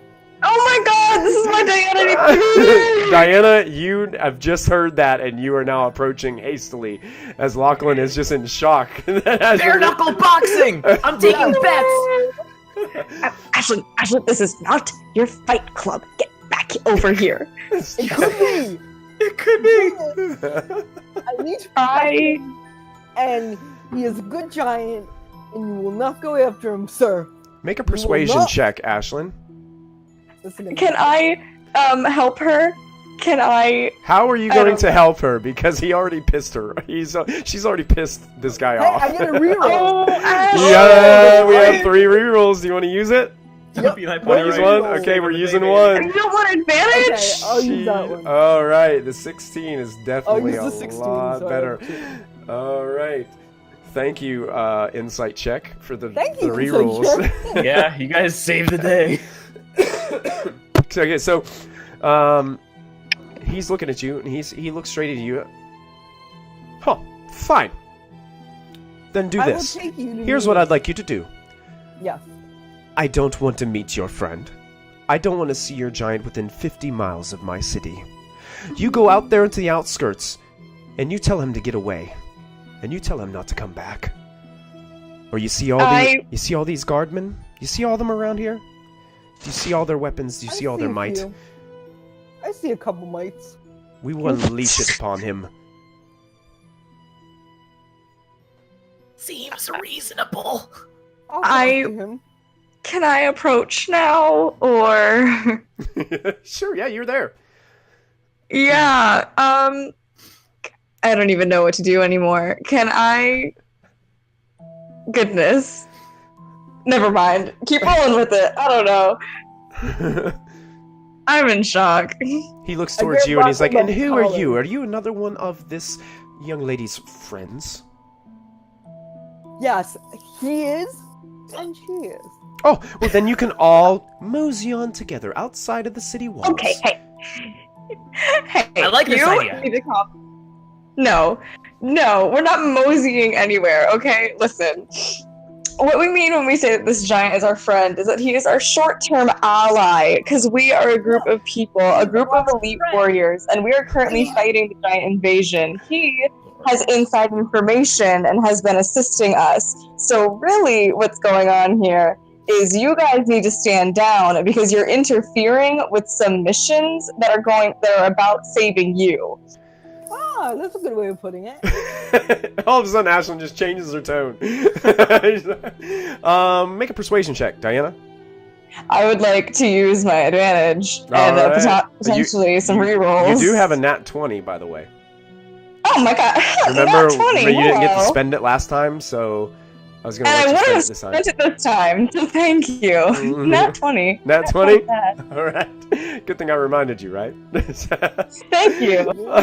So as you say that, He kind of looks, he ponders for just a moment.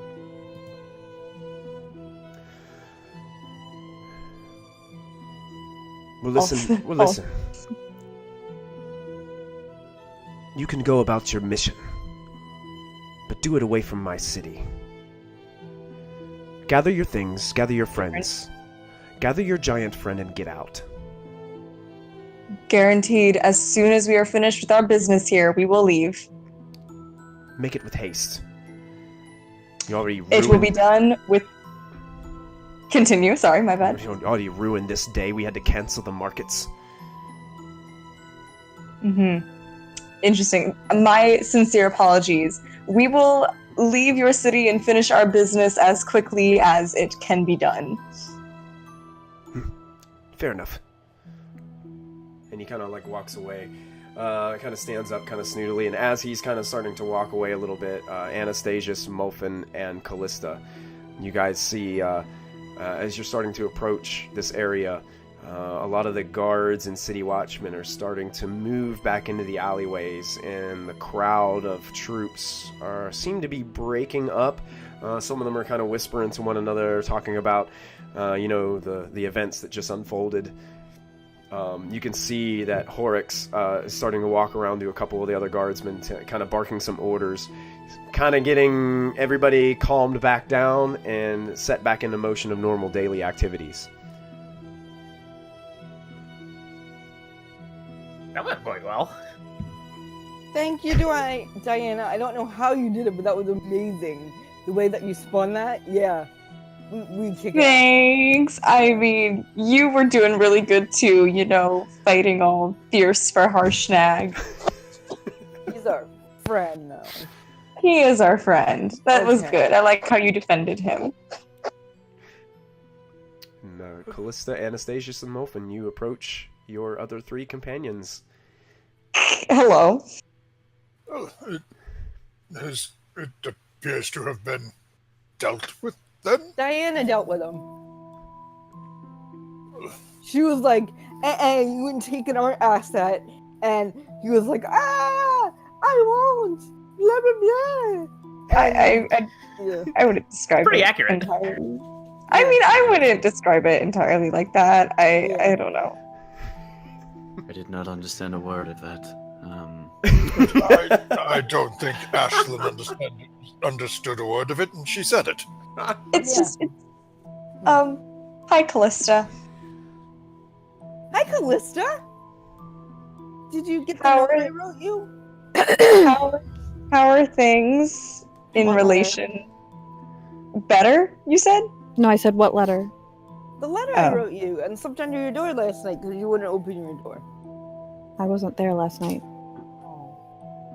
Sorry, I didn't see it. It's okay.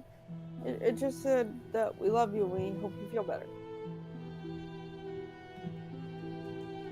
Thanks. Yeah, what she said. Hey. So what happened with the guard? I just told him that that Harshnag was an ally of ours and that we were on a mission to stop giants or something like that, and that he had inside information. I don't know, just things that would get him off our backs, I guess. It worked. And how did he respond?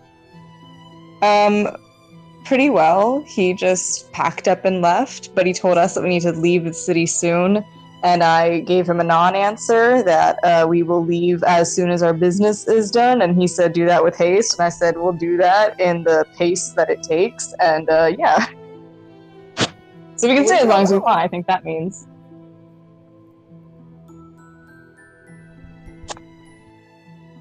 I think we won, right? We won. I don't know if we won. We should probably head out soon. Maybe Yeah, not today, it's okay. but tomorrow maybe. Okay. The marketplace is shut down. Uncle So there's no Muffin, reason to stick around. Do you have that thing to do with the dude? Or did you do that? Yeah. The teleportation dude? Crow. Well, it I believe that was would done. depend on. Yes, we have spoken with him initially, but we would need to decide what our plan of attack is. I mean, I can speak with Crowan and arrange for travel between some of the other large cities in the area. What about And we can Harshnag? leave Harshnag here. That is the question. Where are we going and how are we dealing with Harshnag? We already saw what happens if we leave him alone. I can't leave Harshnag alone. Well, is it worth following along with Harshnag to this oracular entity that he keeps speaking of to attempt to get answers on these questions? We have a lot of questions. Where are He we has going been a next? good friend and ally. If it is not too much of a burden, I would like to join you as well. Of Mainly course. because it's been quite a while since I have seen Callista. I wouldn't leave Yeah. without you. It wouldn't be a burden. We'd be That's, happy.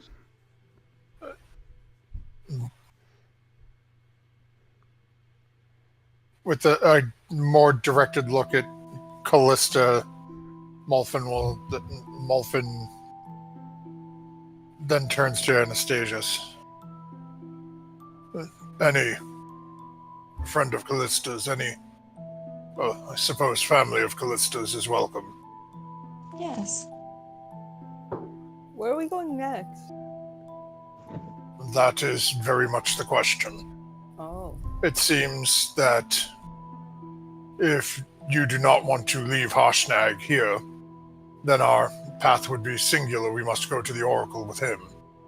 Oh.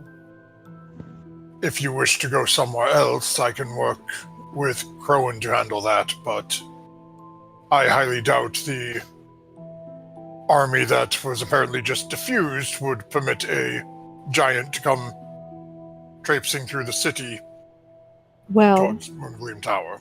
they might if Crowan vouched for him, since he seemed to be aware of who Harshnag was. He seemed to hold Harshnag in high regard in terms of his accomplishments. I just have one question. How is he going to get through the door? Well, that was what I was going to have you guys make intelligence checks, because Harshnag will not get in Moongleam Tower. He will not fit. Physically, he cannot. Can we shrink him? That is a possibility. Could we turn him into like a fly and take him with us? Mini Harshnag. I mean, do we really Puppy want to dog. go jaunting around to other cities when I mean, need answers? actually, I have a technical question. Mm-hmm. Could I polymorph Harshnag into something smaller? Yes. If you have that magical I ability, do. I'm sure I you do.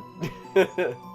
Callista will bring that up. I have a means of making Harshnag. They wouldn't even need to know it was him. Well, Ooh. Well, it then, depends on where we went. then the question is, where do we go from here? Well, that We is see something it. we should talk to Harshnag about regardless, see how far this oracle is, where it is, and if there's a city closer that we could get there faster, Good call. at least to shorten the distance. Well, I mean, I'm sure we will still have to go by foot, but at least we could shorten the distance if we have means of Crowan's teleportation. Miramar is closer to the you are here. Is the you are here where we have to go? On the map. You are here. You are here? Oh, on Harshnag's map? Yeah. Let me pull that up here real quick. Handouts. Where are my handouts? Here, we'll put It's near the bottom. on mine. Okay. So, Let's see if I can find the map. Here it is. We'll open that up, so all of our wonderful viewers on Twitch can see Harshnag's map that he's drawn out for Ashlyn and the rest of the party. I'm going to zoom in a little bit on it so I can see. Where it says "you are here" is actually not where you're currently at. You're actually. Do you see where it says Everlund down in the? Like, Oh no, I meant is that where we have to go? You no. want to go? Oh. Oh yeah. That's where you have to go. Where that X is. Okay. He's kind of got it marked on his map. The way the adventure is actually laid out, this is a DM thing, but I introduced Harshnag like way earlier in the adventure so he could hang out with you guys. So that's where kind of in the book, like you're supposed to run into him, but Oh, okay. that's why that X is up there. But that's where you're supposed to go. Yes. Okay. So, Callista, how do you want to proceed? Shall we all go speak with Harshnag, or, assuming, as we're looking here, do we know that's where we need to go on the map? Has he pointed that out to us? In your travels together, he's told you that he knows the location, and he had marked it on the map. Okay. So yeah, you guys would be aware of that. It seems the closest, what I'm assuming to be city, to there would be this place marked Mirabar. Right. Perhaps shall we...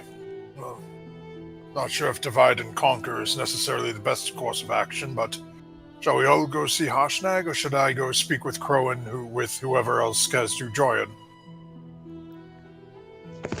I was actually hoping I could talk to Callista and Anastasius, privately before we do, or after we do all that. Whenever's good for you two, no rush. Okay.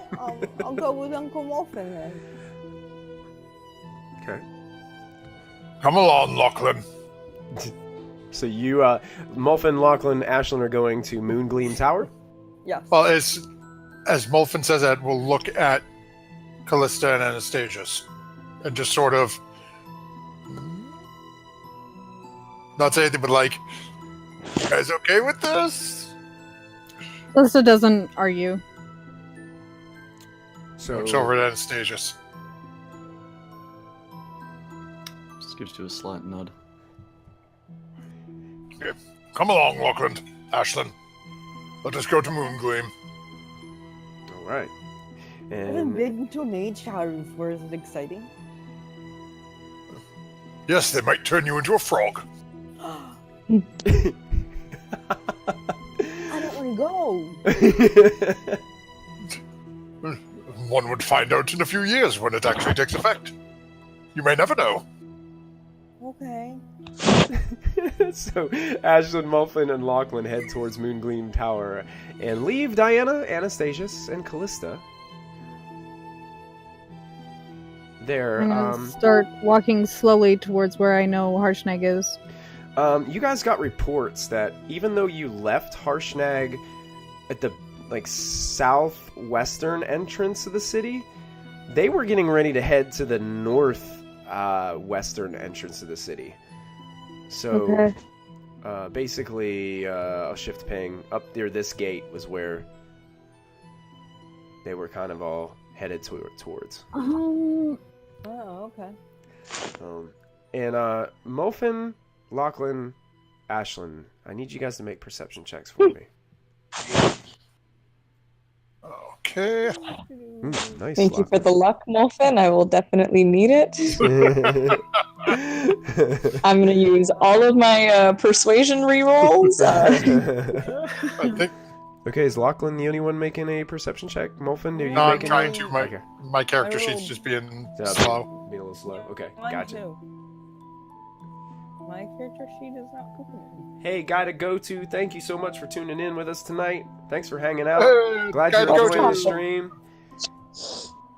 I'm not connected to Roll20 again. Hey. Is Roll20 being weird too, Sarah? Yeah.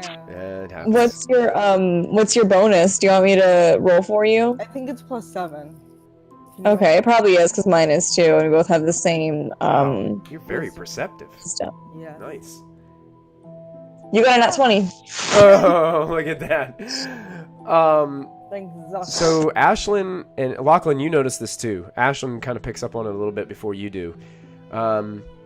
A couple of the city guards seem to be kind of slowly kind of following you guys around Oh. as you guys are making your way. We've got heat. Oh no. It's the Popo. What do you mean, Lachlan?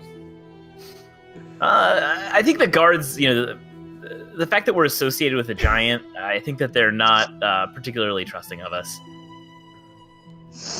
Ashlyn, with the role that you had, probably your showmanship towards their captain probably had him walk over and tell a few of his comrades and fellows to keep an eye on you guys and make sure that you were doing what you needed to be doing.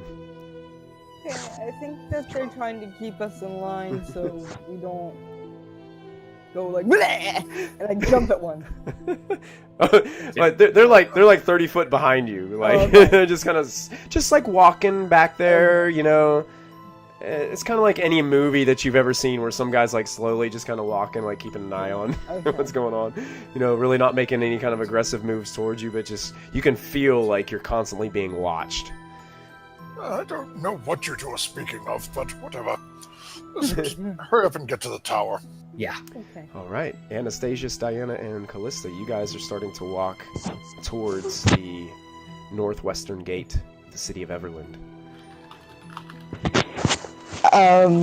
So I'm just kind of gonna address the elephant in the room.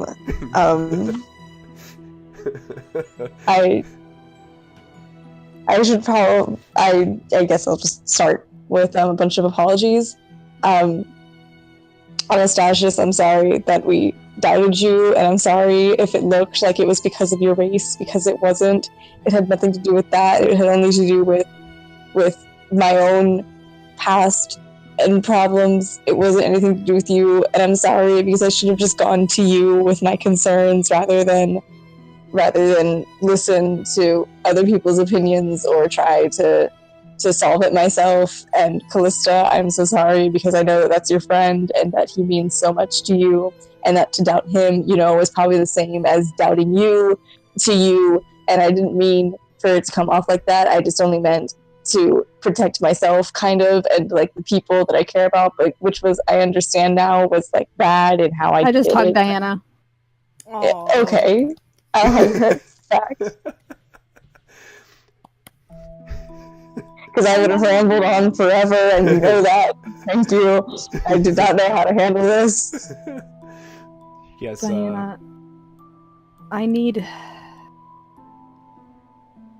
know Malvin has been messed up since Moe left, and I know that he's probably very doubtful of everything around him right now, and I'm sure that influenced you.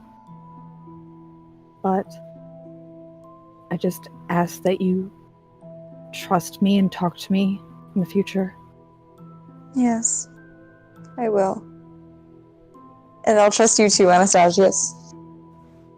I also owe you an apology. I'm sorry if I put you in any uncomfortable position. Given my race, it is... No. It is known that people are not typically inclined to trust one with the blood of a devil. No, I mean, it wasn't like that. It was used as a defense mechanism. I was just making sure that you had Callista's best interest at heart, which you do. And I understand that, and I respect that, and you don't have to apologize, because, I mean, it might have been slightly suspect, but, in the grand scheme of things, we did consent to it, right?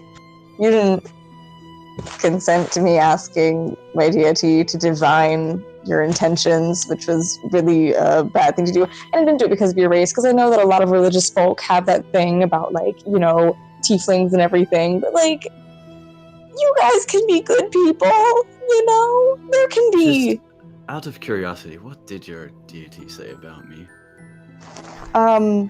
Well, the question was kind of... It was all really pertaining more towards, if you were Zulkin, in a disguise. So it was kind of it was a really weird morning crackpot theory. Something to do with the whole Zulkin stealing my soul thing. I don't understand I honestly, if you asked me right now to tell you how we went from that was a weird night to what if Zulkin is stalking us in disguise, I don't know how we got there. We just kind of did, like a couple of conspiracy theorists. But my question was just if you would have any negative intentions and anytime soon, or if you like harbored any like dislike for anybody. And Elmater was like, nah, bro, he's like cool. He's like a good guy. So like, stop stressing. I was like, cool. And then I asked when we would find. Heard you to speak like that before. That's interesting. I mean, he didn't really. I paraphrase quite a bit. I paraphrase quite a bit. You asked Elmater if he was Zulkin or related to Zulkin, and Elmater said, nah, he's cool. Yes. In essence. Is that what I just understood? I think, yes. I was very, I've been paranoid. I kind of just look at Anastasis like, I don't know, but I'm sorry. It wasn't because you were... Diana, that is awesome. I love it. It wasn't because you were a tiefling, it was because I'm paranoid that my ex-boyfriend is gonna try to kill me. And again, Diana, you are so important to me, and I would hope that you would know that I would never bring anyone into this group that could threaten you or put you at risk. I would never do that. That's why I was so hurt that you and Muffin would even consider the fact that I would do that to you guys. I'm sorry. I know that now, and I guess I knew that then too. I don't know. My fear was, I guess, that I tend to do it to myself, kind of. So it was less about not trusting you and more about not trusting myself. I'm sorry. I should have put my faith in you, Callista, because you are a leader and you know. I know what it's like not to trust yourself. I understand. And Anastasia, I'm very sorry again. I promise it was nothing to do with your race, but if it came off across as that, I'm so terribly sorry. I don't want to be, like one of those, like elves or whatever, that's like really like kind of spits on other people, I'm just gonna cast prestidigitation, and like it's almost like this floating lips just glide towards Diana, and you just feel like a gentle press of like lips against your cheek. Lipstick marks. Yes. Yes, kiss her to shut her up. And shut up she is. She is dazed. She is dazed in awe as you guys... Alyssa smirks. This whole conversation happens as you guys are moving along to the upper gate. The gate is closed, but after just a quick confrontation with a couple of the city guards, they let you pass through the gate, giving you the last warning that they have sighted a giant out there, and that you are adventuring out of the city walls at your own risk. And you are outside of the city walls and walking north along the road.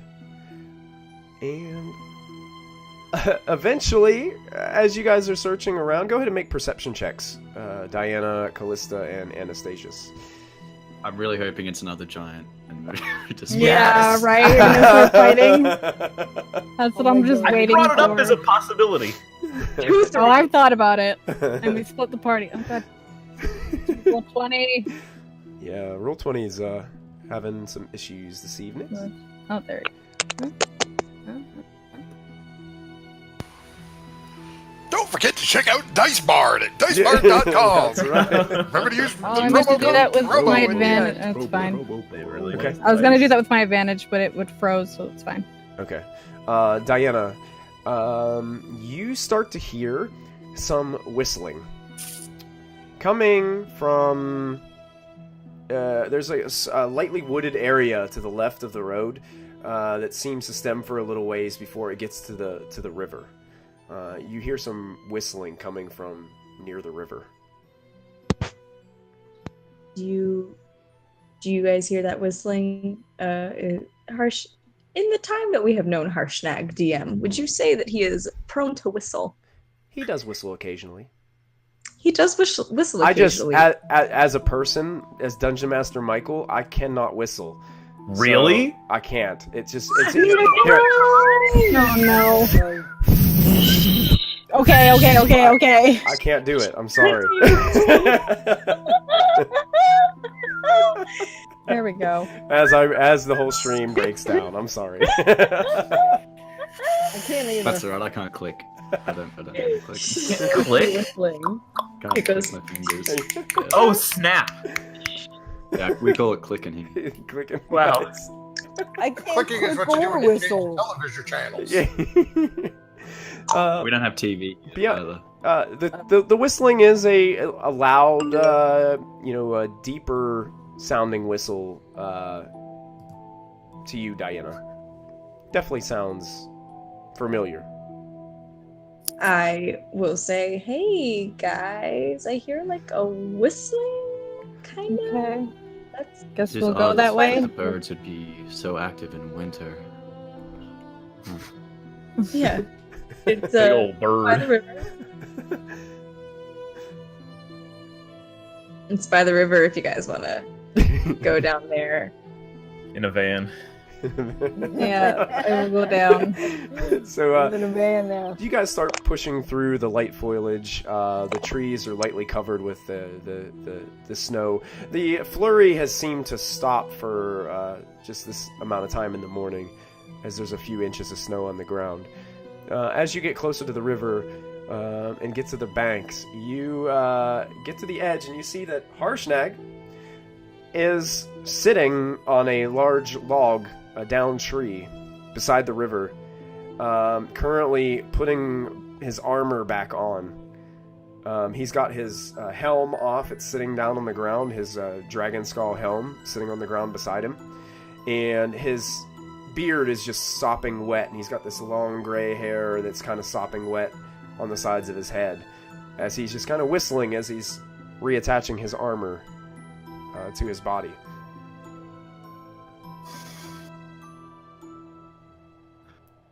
I am going to have to write about this. And Harshnag. Oh, hi, Callista. Hi. It's good to see you. Mhm. What are you doing up here? Thought we left you down there. Isn't the snow beautiful? That's not the answer to my question. Oh, right. He is a creature of free spirit. He may roam where he chooses. No, I like this guy. And he kind of looks around. He picks up his helm and he puts it on his head. And as he does, a bunch of water kind of comes down off the helm onto his face. Oh, it's a little cold, but I tell you what, I love this cold water. Oh, it's great. Just having myself a little bath. Did you see a caravan of people this morning? Well, our caravan did pass through. I was over here well hidden. Well, they saw you. What? Yeah. They were planning to No. mount an attack on They you. had every intention of rounding up all of their guards to come attack you. Impossible. Do I look like a Very liar, possible. Arshnag? You never lie, Callista, I know. But Then, this occasion may be different. excuse me? They couldn't have saw me. Harshnag, it was actually Diana that spoke them down. Hello. Diana spoke them down. I don't know why they were all the rage. There's no way they could have saw me. And he starts to just stroke his beard. Is it possible that your stealth skills were less than stealthy at this time? Diana, I do appreciate all that you've done to help to solve this issue, but my stealth skills are just peak top of all the frost giant spectrum. So you're saying that there's another frost giant around here? Do you have a lady friend, Harshnag? No, that's not what I was saying at all. I'm just saying I'm really good at being sneaky and hiding and stuff. Yeah. Kind of like that little Lachlan fella you guys have around. Lachlan ain't sneaky. He's not? No, he's just yeah. Yeah, he probably is. He probably isn't as good at it as Ashlyn is. She... We just are, it's like a sense. We just know when he's up to something. Oh, yeah. He's not really good at hiding it, is he? Yeah, he's okay. He's okay at it. Callista, I've been meaning to ask you. When we left the Artar, there was another little lad, Moby, I believe. Where did he go? He needed some time alone. He's got some things to do on his own, and fair enough. He was a good little lad. Yeah, he was we'll really meet up with him again soon. He was really little. I mean, really small. Yes. Wow. He's got big things to do. No. Oh, don't we all? So, what are we doing? Well, where's Ashlyn? She's with Mulfin and Lachlan at the moment. Oh. Waiting for us. Oh. Us. We're trying to find a means to get us up north quickly. But for us to do that, I need your cooperation. Okay. Would you like to go into further detail about what that would require from Harshnag? Well, Harshnag. I don't like how you just cleared your throat like that, Callista. That makes me nervous. I know. Well, you're just gonna have to deal, because if you want to come along with us, and if we're going to see this oracle that you need to see... Oh, yes, the oracle! We need to make you more travel-friendly. I don't look travel-friendly to you, Callista. Can you go into a mage tower with a really small door?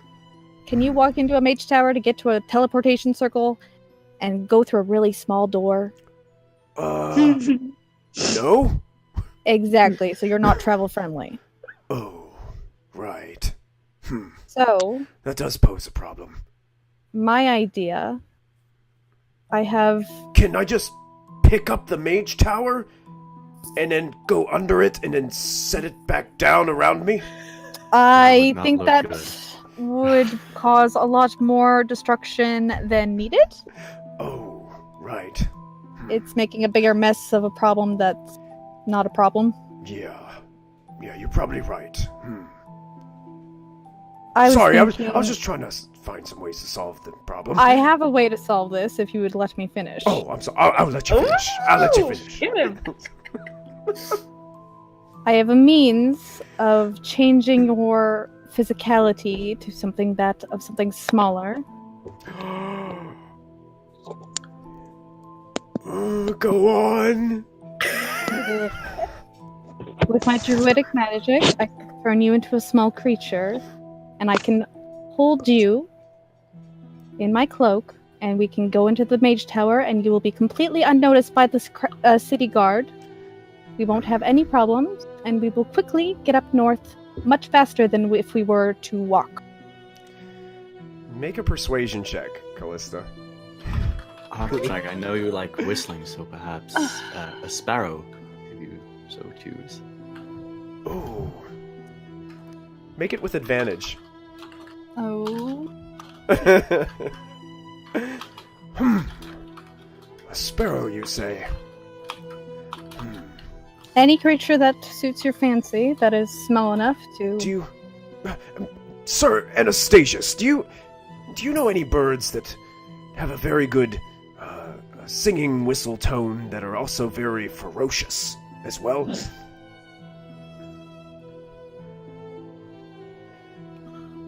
I actually hear In the Feywild, the sparrows there were ferocious. Not so much on the material plane.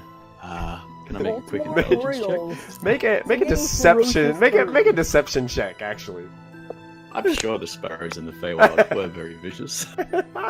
I mean, most things in the Feywild could be vicious. Oh, yeah. I've heard stories of the Feywild. Those sparrows are nasty. Yeah. Sure, Callista. As long as you can turn me into one of these, Fey nasty sparrows. Yes. I will turn you into a Feywild sparrow. That is very easy to be done. I like that. That sounds great. Can I perch on your shoulder like Ashlyn perches on mine? I will allow it. I will allow it just once. Oh. This She's sounds becoming a softie. this sounds great. I can't wait. All right. So what do I need to do? Do I just stand here? Do I have to like spread out my wings before you do this, or what is it that I need to do? You just need. Do I need to take my armor back off? No, keep all of your stuff on your person. Fair enough. Will do. Yes. Just relax. Relax. Okay. I am fully relaxed. And he has his arms spread out like wings. And I will turn him into a blue sparrow because Feywild. All right, cool. So you guys watch as Callista, you guys holds. What is it that you cast your spells through again? Was it your? It's like a what's it called? A cat tooth? Like it's like a canine from a cat, like a feline tooth around her neck. It's like a druidic necklace. Yeah, you guys watch. She kind of just focuses on, and it would always, like, whenever she casts a spell, it glows.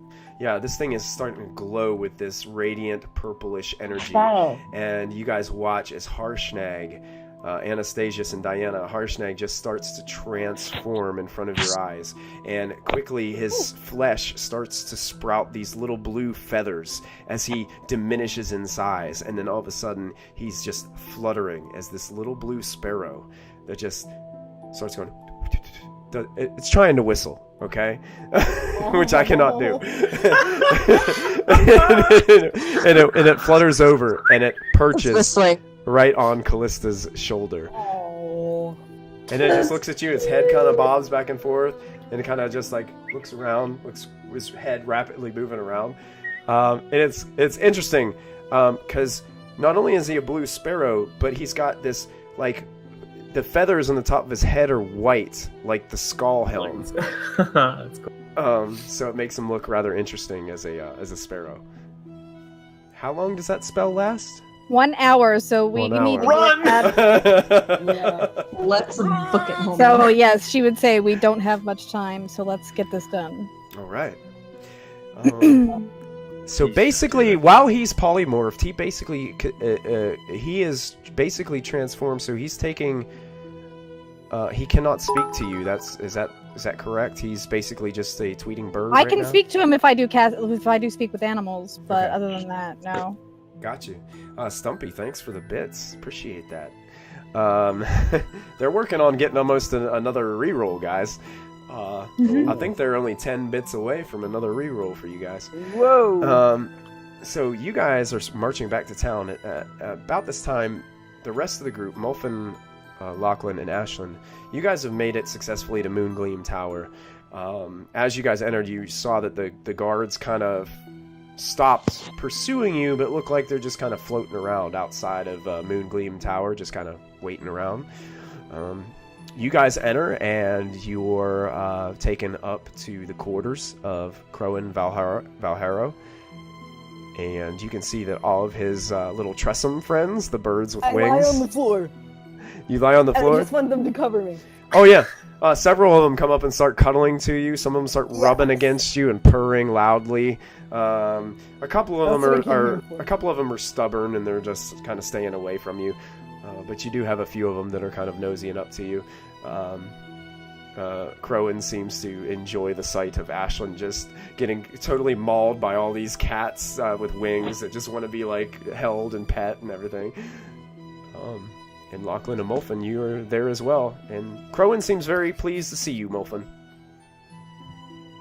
Well, good day, Crowan. I'm hoping you have a few moments to converse. We are trying to see if this teleportation circle will have the ability to ship us to a specific city.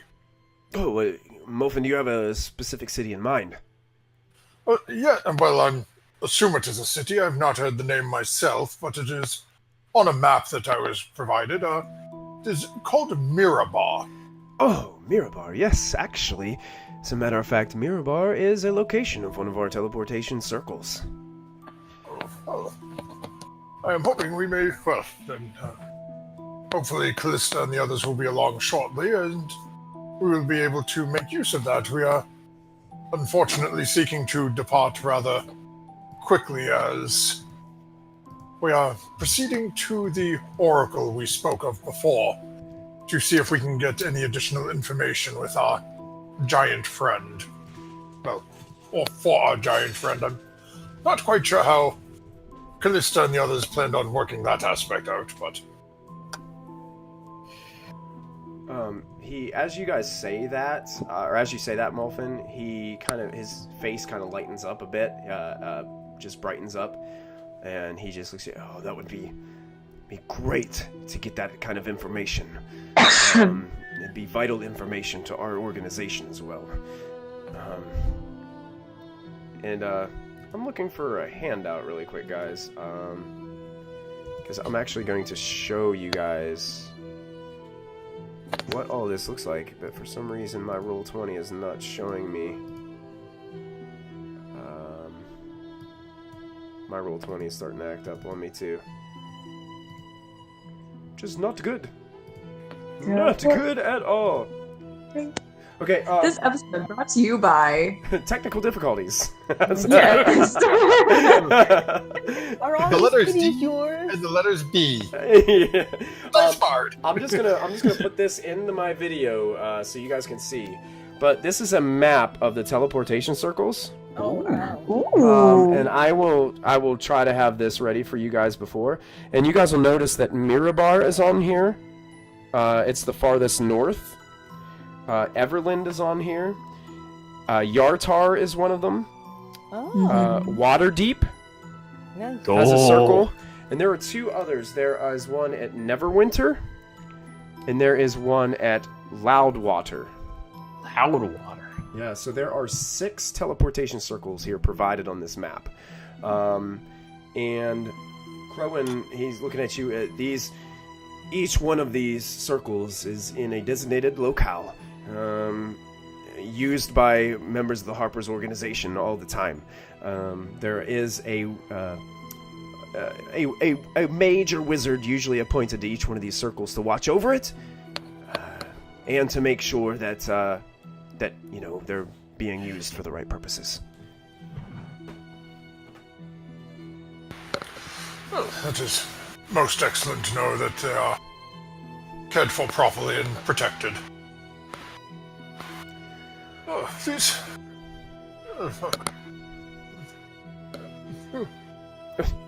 Molfin looking down at Ashlyn just rolling and down with the cats. Looks up at Crowan.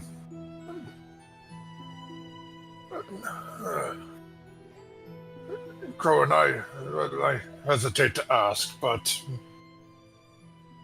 do you think one of these interesting little creatures would be missed? It appears, well, I can't tell whether my niece has taken a liking to them or they've taken a liking to her. He looks at you with one squinted eye, and then he kind of smiles a little bit. Well, I wouldn't mind if you took one off my hands, but only one. And only if it's of the creature's choice. Ashlyn, if you want to make an animal handling check, you can go ahead and make it. I'm so mad at this, but okay. Or actually, no, it's not an animal handling. It's just a regular, straight-up charisma check. I'm worse at that, but that's okay. You have I believe you still have a DM's inspiration, Okay, I'll use that. and we still have 2 rerolls. There you floating around. go. Yeah, I'll use my DM's Oh, yeah. Describe which one approaches you, Ashlyn. A gray one with white boots. With and white boots? With white boots and a white little tuft on his head. Okay. I call that one Stripe. But, of course, you can change his name, of course. He goes with you now. Take care of him. So you now have a Tressum pet, Oh, Ashlyn. yes! Oh my god, I'm like so freaking out. Hold on. Christy's so happy right now. Oh my god. You have a cat with wings. Anyone else read the book's Cat Wings? Because I did. This is so good.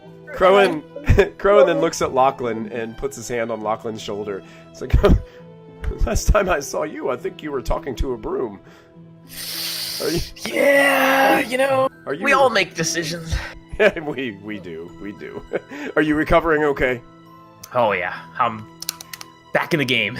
And he kind of looks towards Malfin. He's looking at you, and you take care of your old man here. I try my best. It's a big job, but somebody's got to do it. Well, we really do appreciate everything that you do. And I've noticed your ring. Ooh, yeah. It's good. I'm glad that you're a part of this part of an organization that is doing something to stop these giants. Not everybody has that reaction. I'm glad to see that you have a sense of nuance and. Well, I could see, some Xanturum are a little hard to trust, but I can see that you are one of the trusting types. Really? Tell me more. Speaking of more, before I forget, Muffin, I forgot to give you something the other day when you were here. He goes by, walks behind his desk. He moves a couple Tressum out of the way from, laying on some bookshelves, and they flutter to the floor. And he pulls out the small box. It looks like a ring box. And he takes it over to you, and he opens up the box, and he pulls out the small ring inside. When you... it's customary when you gain your next level of rank that you are given a gift. Most members of the Harper organization that raise up in rank, they receive these. This one is for you. And he holds out the ring and drops it into your hand. It's a ring, and it has a gold gem, kind of like a goldish, it's called a citrine gem, inlaid in it. And this ring will give you a little bit of protection against electricity and lightning damage, if you attune to it. You guys get better rings than we do.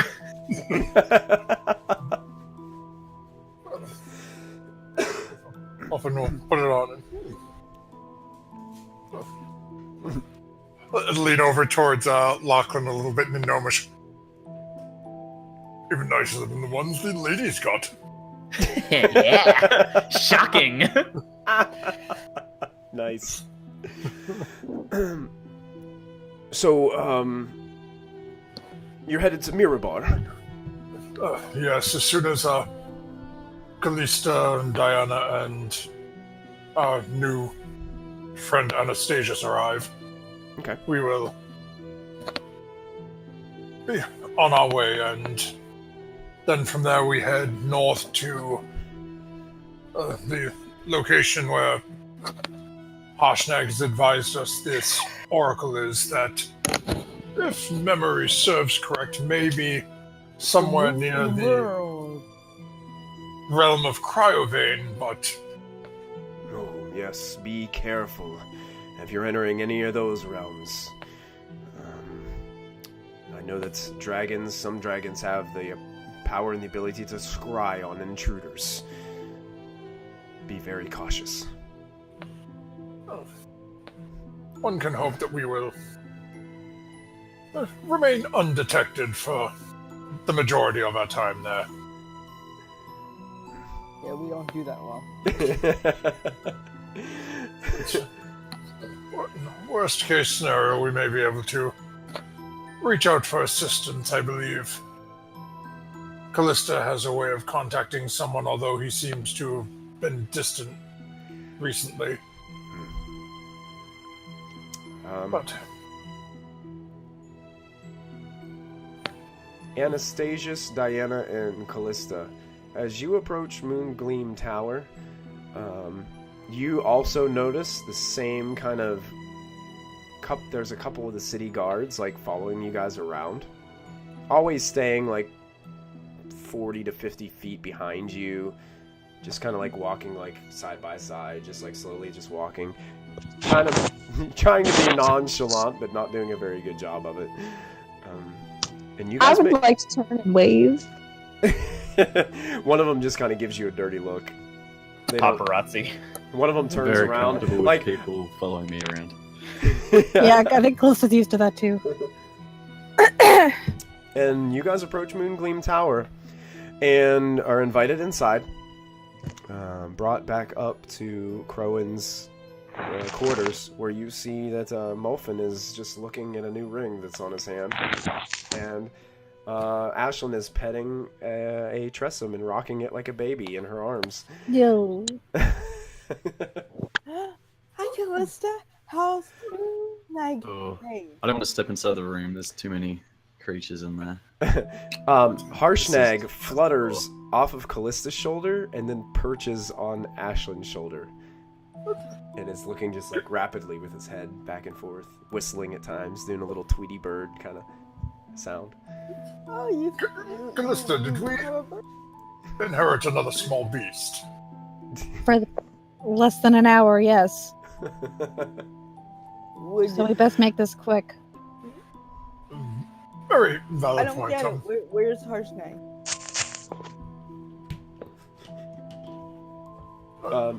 Harshnag starts pecking at the side of your face, Ashlyn. Oh, ow! Ow! What the hell is this bird? Where's Harshnag? Did you just get a bird instead of our giant friend? Yes. Can we go? Molfin is just rubbing his temples. Yes, Crone, it appears that time is more an enemy than I had anticipated. How long will it take to prep the spell for us to depart? No, not long at all. Shall we then? No. We will need to move to Mirabar and get out of the city rather quickly, apparently. Sounds great. We can do that right now. Follow me. And Crowan starts to lead you guys up to that familiar level from before, Molfin, where you were at before, where he showed you this circle. And as you get into the room, you can see that there is another wizard there, probably an apprentice wizard or something like that that's been here working underneath Crowan and things like that. And he walks up there and he looks towards this young man and Nespril.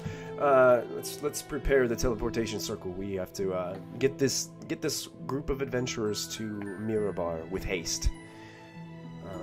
And he right away, Crowan, will make it happen. And I want to double check there's a spell I believe called teleportation circle. Yep. Yep. And I need to double check it to see how much time it takes. It could be instantaneous, but. We'll just It hope can it's not an take a hour. while to prepare, but once it's there, you can just use it. Yeah, I think it's Yeah, cast instantaneous. time 1 minute. 1 minute. Yep. So it's very quick, and it just happens. Nice. Cool. All right. So, you guys all kind of assemble into the center of the circle. You can see Nesper has his spell book out, ready to go. He's holding a staff, and he starts walking around the circle and touching these runes all around the circle with a quarterstaff as he's walking around. It looks like a kind of like some kind of mage arcane staff that he's holding. He's just tapping it down on these runes, and the runes all of a sudden they start to glow as he's casting this spell, and this bright light starts to shine all around you, kind of like cascading up like a cylinder towards the roof of Moongleam Tower. And then you see Crowan on the other side. He's hard to see outside of this bright light, but you can see his visual image. And he says, "Do me a favor, everyone. Hold your breath." And as you do, or do not, your choice, he, all of a sudden, you guys are just... You disappear from the room. It almost feels like you're free-falling for just a second as this bright light flashes before you, and then all of a sudden, darkness. And your skin starts to get really itchy. And you start to smell things like animal, and start to hear calls of chickens and roosters. Ew. Oh no. Molphin immediately casts light on the end of his staff. Okay, as you cast light, you start to see you are completely covered by hay.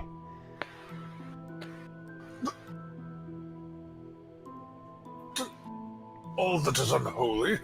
What the? I sneezed. I hate this. You guys here who are listening to Ashlyn start sneezing.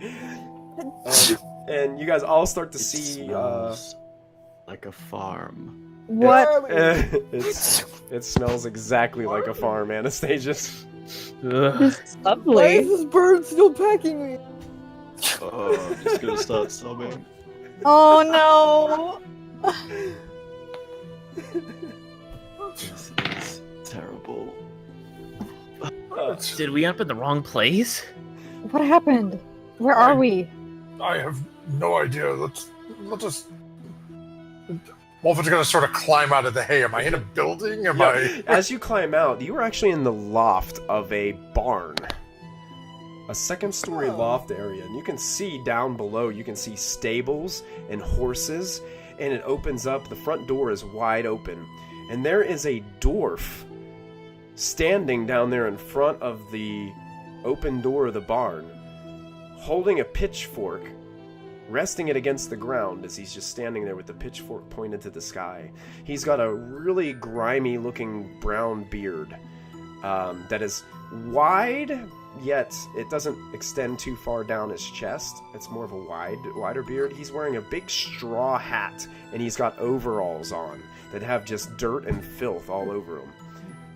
And he looks up. I'm going to be sick. He's like, "Hey, what you doing up there?" I'm What hoping are you doing down there? tell us. Where are we? When you arrived at Mirabar. Oh, Can I will do have a to have perception check to see if we're on a circle Sure. when we arrived? Yeah. You guys, you can make an investigation. Okay. Oh, Let's gonna jump in that with her. Oh, no. There is so much hay I up use here, my it's hard to see. advantage. Dude, Alright. Yeah, as you guys are looking around, Molphin, it looks like there's deliberately a giant mound of hay piled up onto the teleportation circle, hiding it underneath. For a secret. And right where you walked out of it, the hay is like broken out all over onto the ground. And there's a couple like brooms like leaning up against the wall. Molphin's just gonna look down at the dwarf.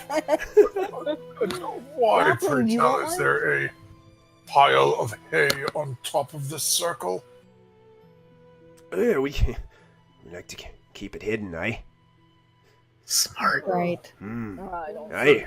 grab you. Fair Now enough. try not to mess it up too much up there. I just got done putting it in that big old pile again.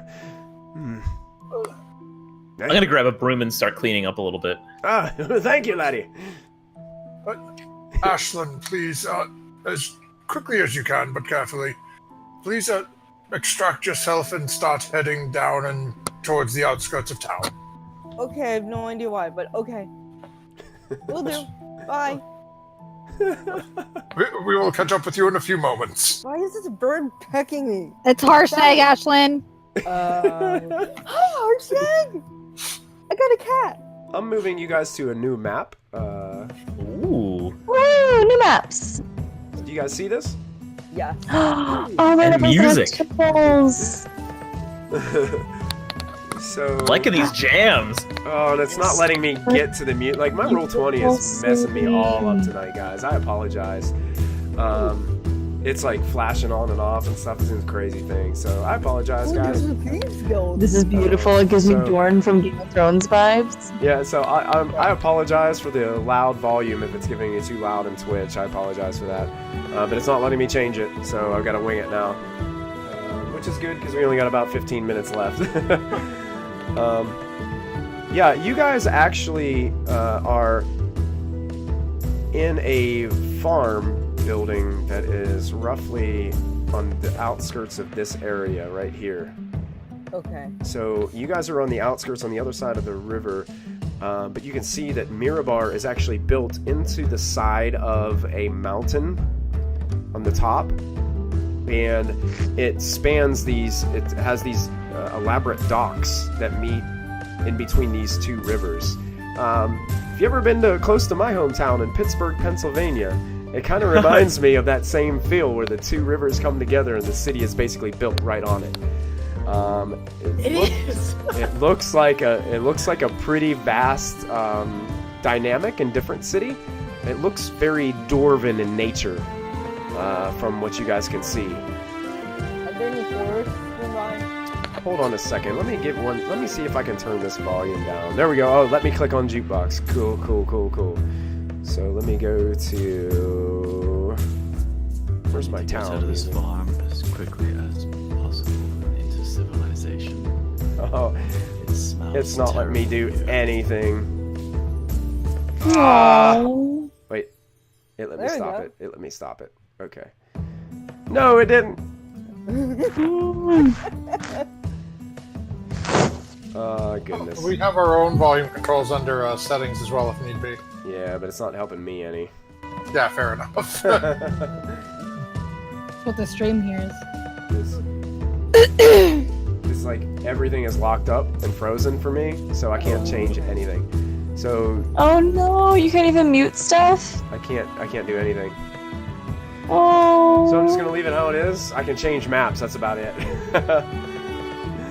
You can't like press your computer mute button and just mute the music, or that would ruin the mood, kinda. Not the way my computer audio is set up. I can't do it.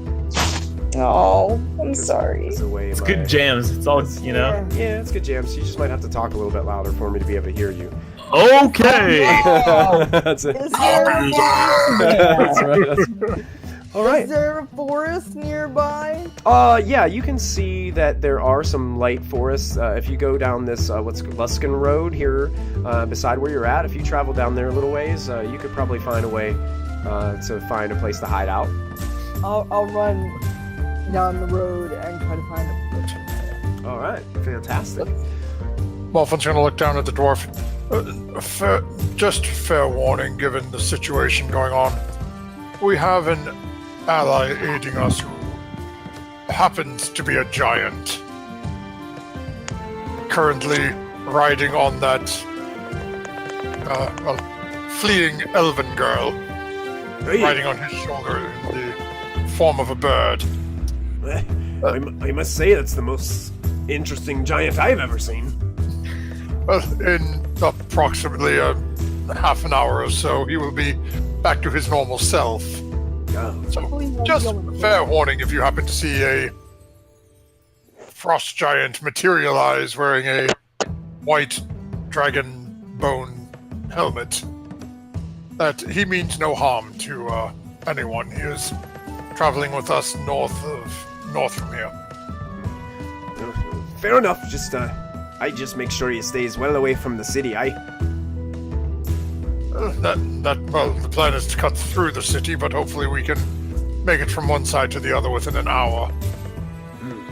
Unless there is another way to get north towards the spine of the world without cutting through it. Well, I do believe there's a bridge on the southern side of the river there. Might be able to travel down the Luskan Road to find that crossing point and head on that way. That would avoid Mirabar altogether. Or I can just send him ahead since he is a bird. Well, this is Anything to get us to the farm, please. Yes, let's get out of Any here. means of access. Yeah, I'm gonna follow Anastasia's and get out of this stuff. Follow the road south. That's where Ashlyn ran to. Oh, it smells so bad. Hey guys, this may mess up the stream, but I'm gonna try to log out and log back into Roll20. Just because Okay. I don't have access to anything right now. So, everybody hold on. We'll still be able to talk to you, hopefully. Oh boy. Everybody, can somebody do a couple commercials for me real fast? Yeah, sure thing. If you're not doing anything on Wednesday, I believe it's the 26th of September, be sure to come to Proficiency Bonus, because I am running Waterdeep Dragon Heist. And it is going to be amazing. We have a excellent cast assembled, and I'm so excited to run the game. It will be airing 26th of September, 8 p.m. EST, so make sure you are there. Check it out. Awesome. And Awesome. don't forget to go to dicebart.com to order your dice, shirts, other D&D type accessories. And don't forget when you place your order to use the promotion code PROBO, B-R-O-B-O, so you get free expedited shipping on your order with Dicebard. That worked amazingly for me. It worked, yeah. There we go. I got the volume down. Yay! Yay!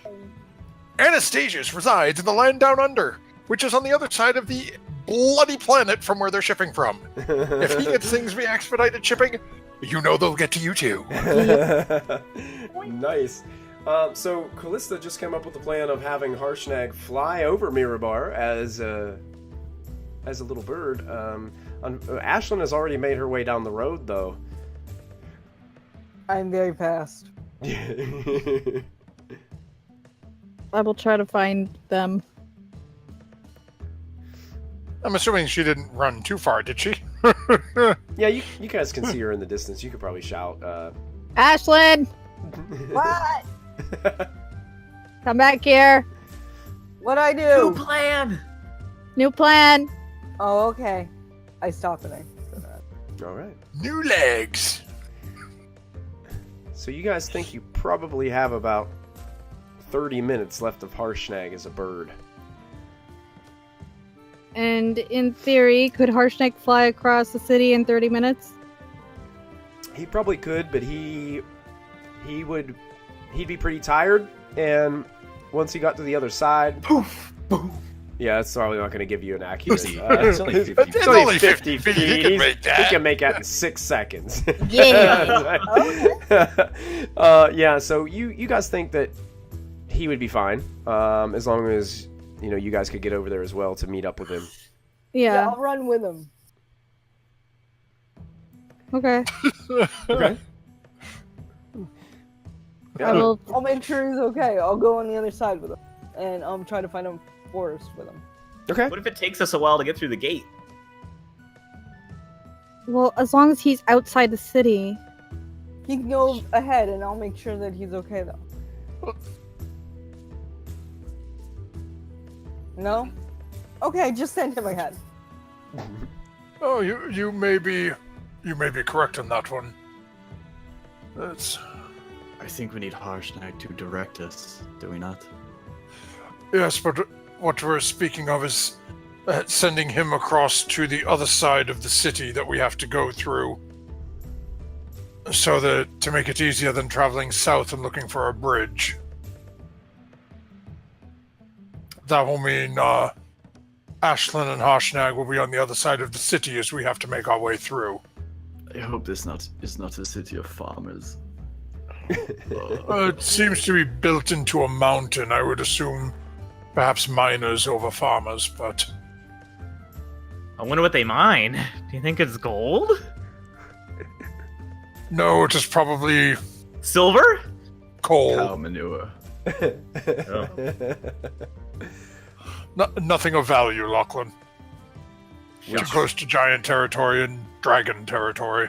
Which right now, Anastasius, they had just put out a fresh dose of manure out on the fields. Oh. And it's quicker re- the better. Just keep it going. But are we planning to just run through the city, send Ashlyn and Harshnag first, and the rest of us follow along? Yeah, I'm Yeah, fine that with won't look suspicious at all. Okay, I'm gonna go. Bye. But does anyone have the ability to make the young lady invisible to follow her sparrow?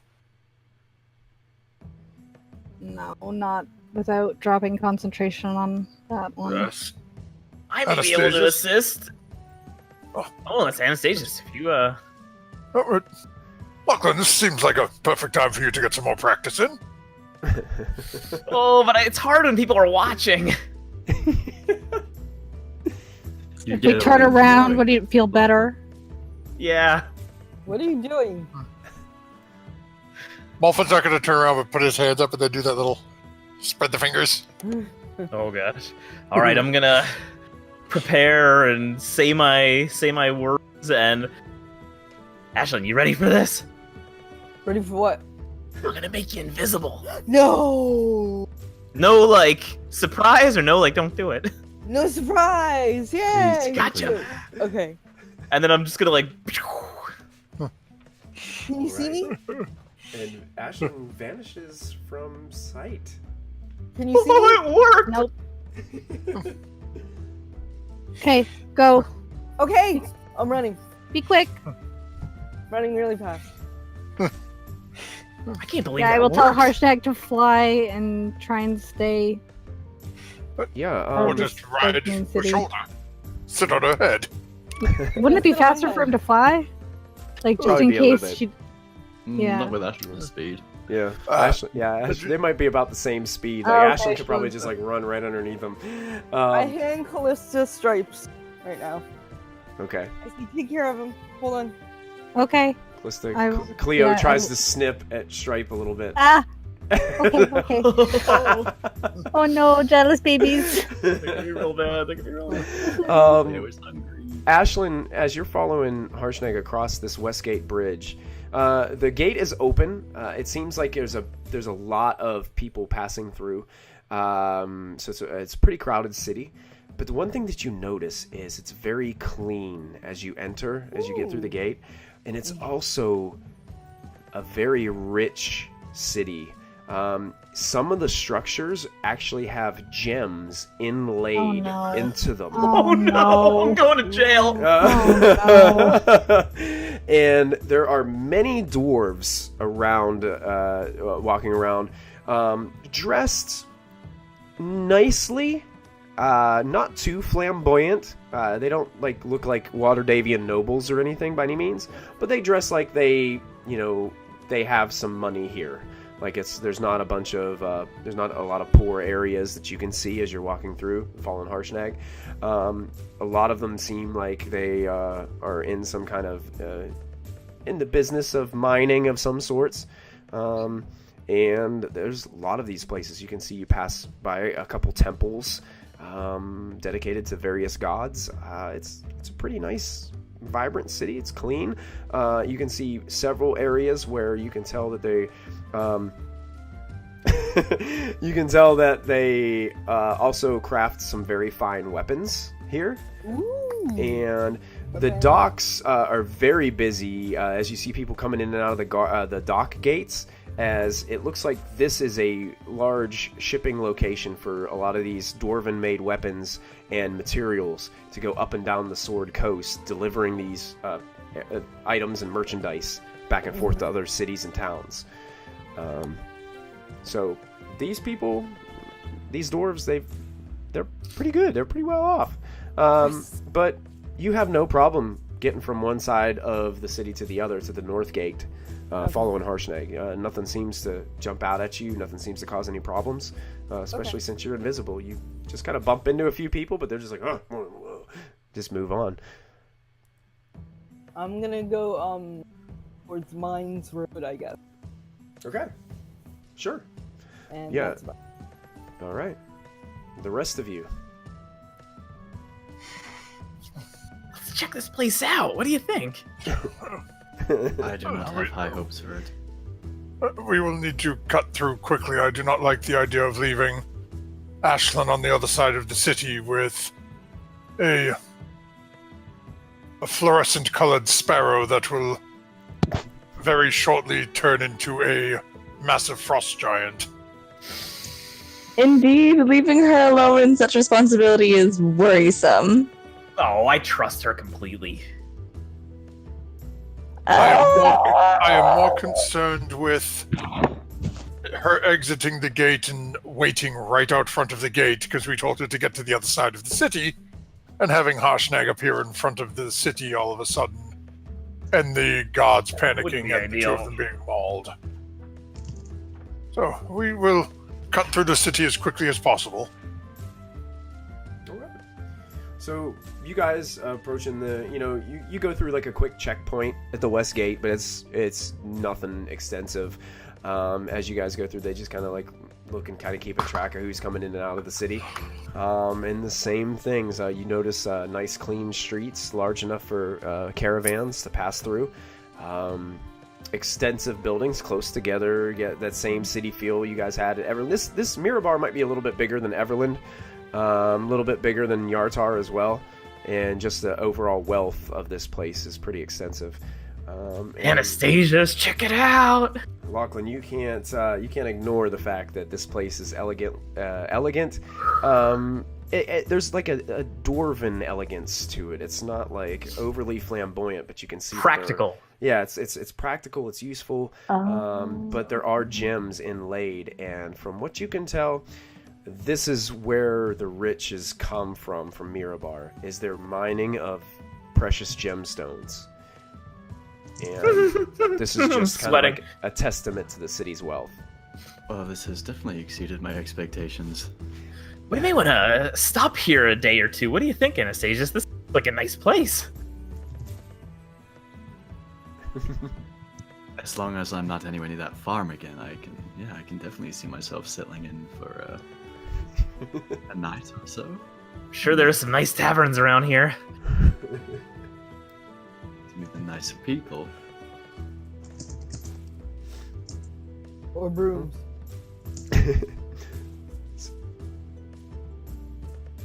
Molfin, are you muted? Yeah. Molfin just starts rubbing his temple, listening to these two talking and looking at them. Can Molfin see the bag of holding on Lachlan? Can he? Lachlan? I'm not explicitly. I always keep it fairly guarded, so we can't be like pickpocketed, but I'm not hiding it from sight, per se. Molfin's going to lean a little over towards Callista. Callista, do you think you can get, and a little ways back from those, away from Anastasius and Lachlan, Callista, do you think you can keep Anastasius moving at least to get to the other side and check on Ashland before deciding to take camp here for a day or two? There's no promises, but I can try. I'm thinking we may need to physically remove Lachlan. Oh, well, very at, fair point. Look, and Molfin will start pointing at some of the gemstones and things on the buildings.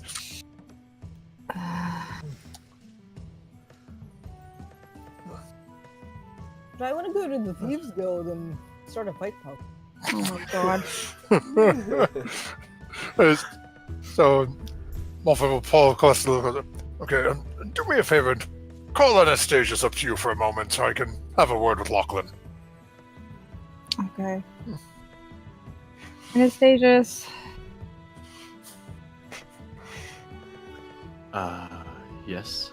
Can we talk? Yes, let's talk over here by the gem-encrusted building. So beautiful. The minute they walk away, Molfin goes into his vest behind Lachlan, pulls out a piece of wood, and is going to use the wand of paralysis on the back of Lachlan. Okay. Go ahead and make your attack. And I'm going to use my DM's inspiration on this. And we do still have 2 rerolls from chat. Oh boy.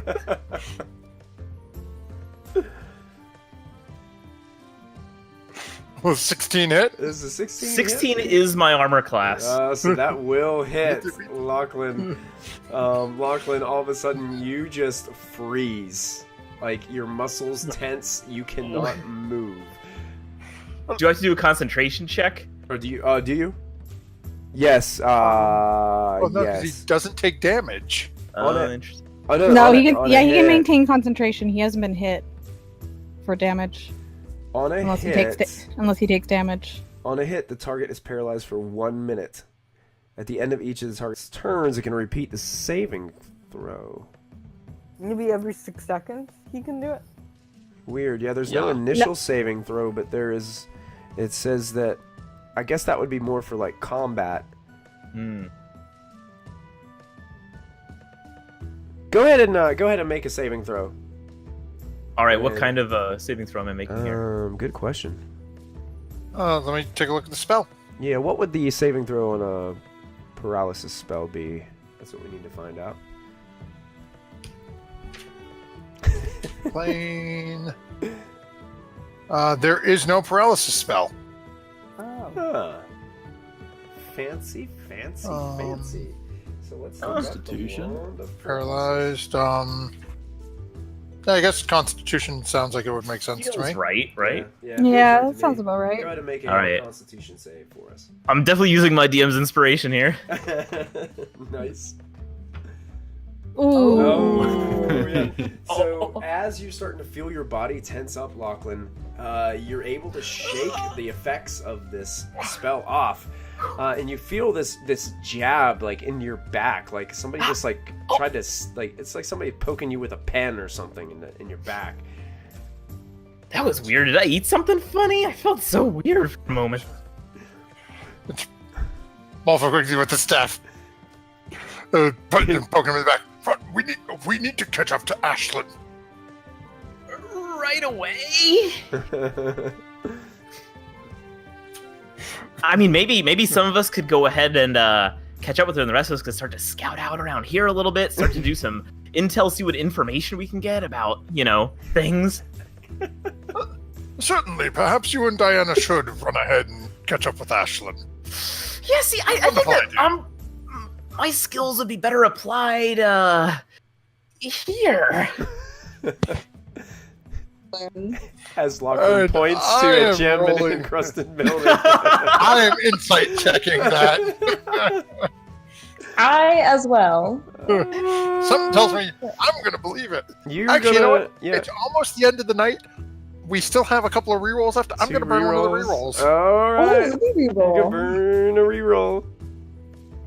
I'll reroll dose because I think that All 13 right. counts as a reroll. So this is my dose reroll. Oh, they Ho, both ho, do ho. better on the rerolls. Oh, Yeah, you guys know Lachlan well enough by now that he's a terrible liar, and Which is so funny. although Diana rolled really high, right? I did. Yeah. It's more complex than gems. Yeah. Okay. There's something else going on behind Lachlan's eyes that it's more than just these gems are maybe something on the surface. It's more complicated. Oh no. Oh my gosh, I have personal insight into Lachlan. We're gonna bond. And at this point, on the outside, on the outskirts of town, as Ashlyn is heading up what seems to be the side. It looks like the trail starts to lead into the mountains. All of a sudden, the bird on your shoulder starts to whistle off and flutter up to a nearby tree limb and sits there. And then all of a sudden, you start to watch as the bird starts to grow in size, Ashlyn. It starts to turn into, like, it starts, and then it's all of a sudden the size of an ostrich sitting on this branch. And then it gets bigger and bigger, and the feathers start to fall away from the bird. The wings kind of start to fall back into this form, and it starts to take this humanoid shape. As it starts to outstretch, you see these horns start to poke out of the top and start curving around like a dragon's horns. And then, as you see standing before you, is the 20-foot tall giant Harshnag. I go up and hug his ankle like as soon as I can. The tree limb is like bent, and he's sitting on the ground under the tree limb. As he's sitting there, and I missed you so much. Oh, Ashlyn, I missed you too. It's so good to see you again. We're gonna come after you. We decided not to let them. We had to leave. I'm so sorry. Hey, Chris Hansen, thank you for the subscription. Appreciate it, man. Welcome back to the stream. It's good to see you. Harshnag's just like, oh, yeah, I heard. It's a Callista turned me into this ferocious Fey sparrow. You were pecking at me. I didn't know it was you. You were so... I know, I was so fierce, wasn't I? Yeah. Yeah, I was trying to ease up on you. I didn't want to be too ferocious. Okay. I don't ever hurt you, Ashlyn. No, never. You're so funny. And at this point, as Ashlyn and Harshnag are reunited and reconnected once again at the northern end of Mirabar, looking down the way of the mountain to the city. That's where we're gonna end tonight's episode of Storm King's Thunder. Man, I was so hoping to stick Lachlan in the bag of holding. There's only 10 minutes of air in there. Literally, I was gonna turn you into a curse dog. Put the bag up to your neck and have your head sticking Like out. a papoose? Yeah. Just a Lachlan in a pouch with the head sticking out. Oh my god.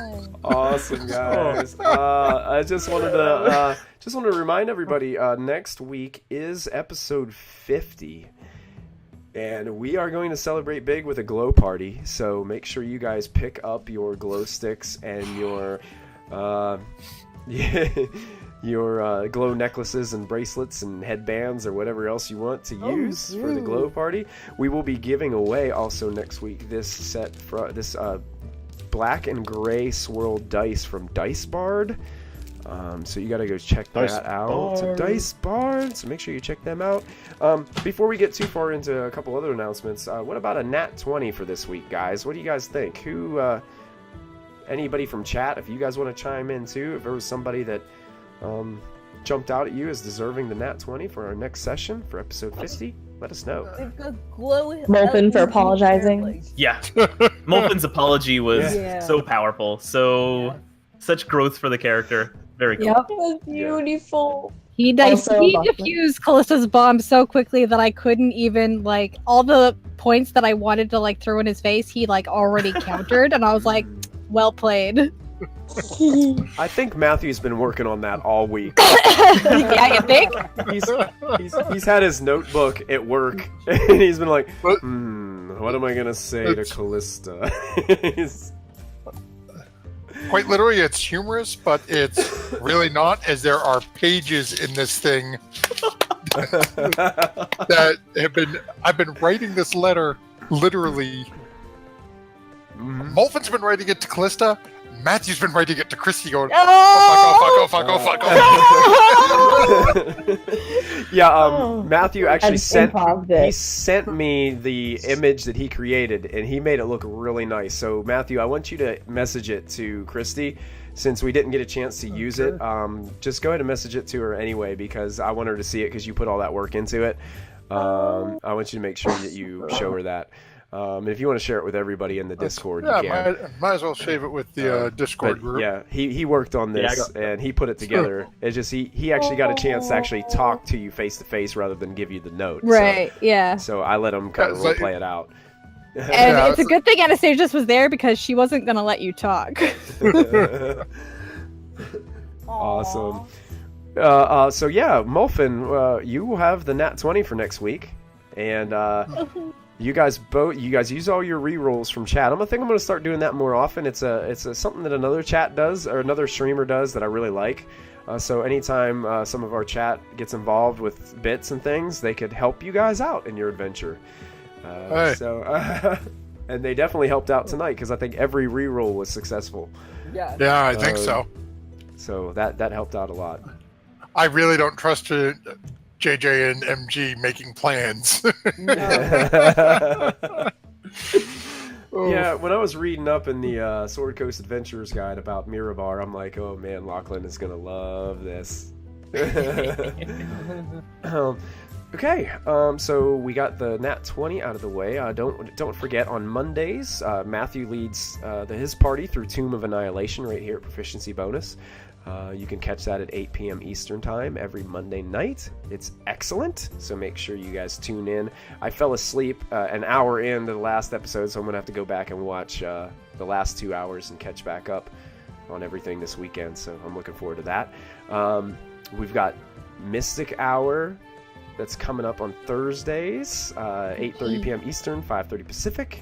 Christy's hosting. She's bringing back some Women of D&D and some members of the Facebook Critical Role fan club. So make sure you come and check that out. Of course, I've got our little show, The Modifier, on Thursdays as well, where we play around and we make some things and do some DM crafty stuff, which is interesting. Last episode, we created Sarvin's. We fleshed out Sarvin's character sheet on last episode. You can watch that. Yes. Awesome. I wanted to level up Sarvin's, because I have a hunch that you guys are going to run into him again at some point. So I wanted to level up his character sheet to see how I could balance him, because if he stayed the same as an NPC the way it is in the book, it wouldn't be very dramatic. I mean, he's out there plucking eyes out of beholders. He's gaining experience. You know? Yeah, he'd be gaining experience, gaining level. So I tried to make him more as like a PC. I looked at him as more as a PC, and I started adapting that. So that's something we do.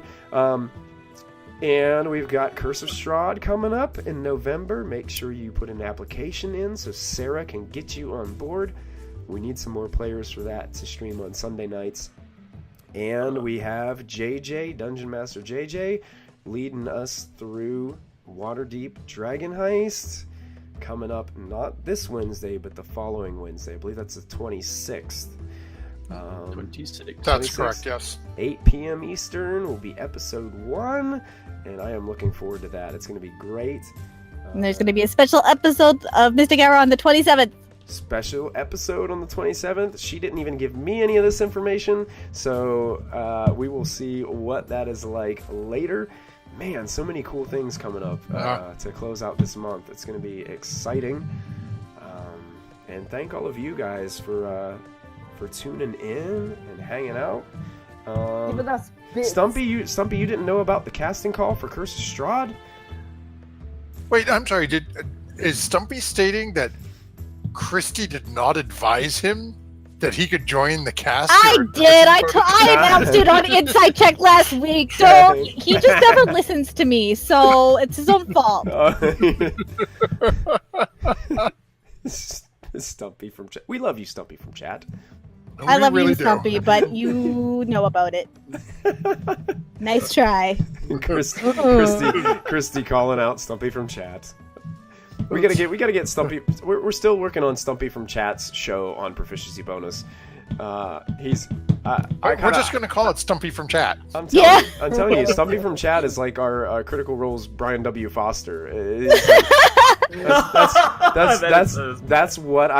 That's how I see Stumpy from Chat. I mean, it just has to be a thing. So yeah. So we'll be in contact there, Stumpy from Chat. But excellent, guys. That was an excellent game. You guys, outstanding roleplay once again. Give yourselves all DM's inspiration for next week. And we'll see how chat helps to support you. Stumpy from chat says he just wants to wear a nice bathrobe and sit in a nice leather chair. I approve. So yeah, that'd be great. Moon AMA. All right, wanted to say one last thing before we go off air tonight. Make sure you guys are, those of you that are on the coastal Carolinas, hunker down a little bit. Stay patient. Stay safe. Stay safe. Don't do anything crazy. I know this is not a very... It's the intensity of the storm has died down, but it's staying in one location, and that's what they're saying has been the most devastating part of it so far. So I don't expect a ton of rain where I'm at until probably tomorrow and into Sunday. So we're pretty good right where we're at. So just kind of stay safe, everybody. Stumpy says, "Ha! The hurricane can't hurt me." Invincible. So yeah, you guys stay safe, and if you ever find yourself with a little sparrow on your shoulder, it's a little blue sparrow that is having a really hard time whistling.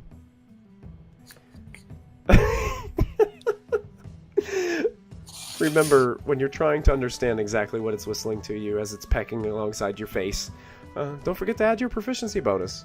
And we'll see you guys next week for episode 50 of Storm King's Thunder. See you guys later. Have a good night.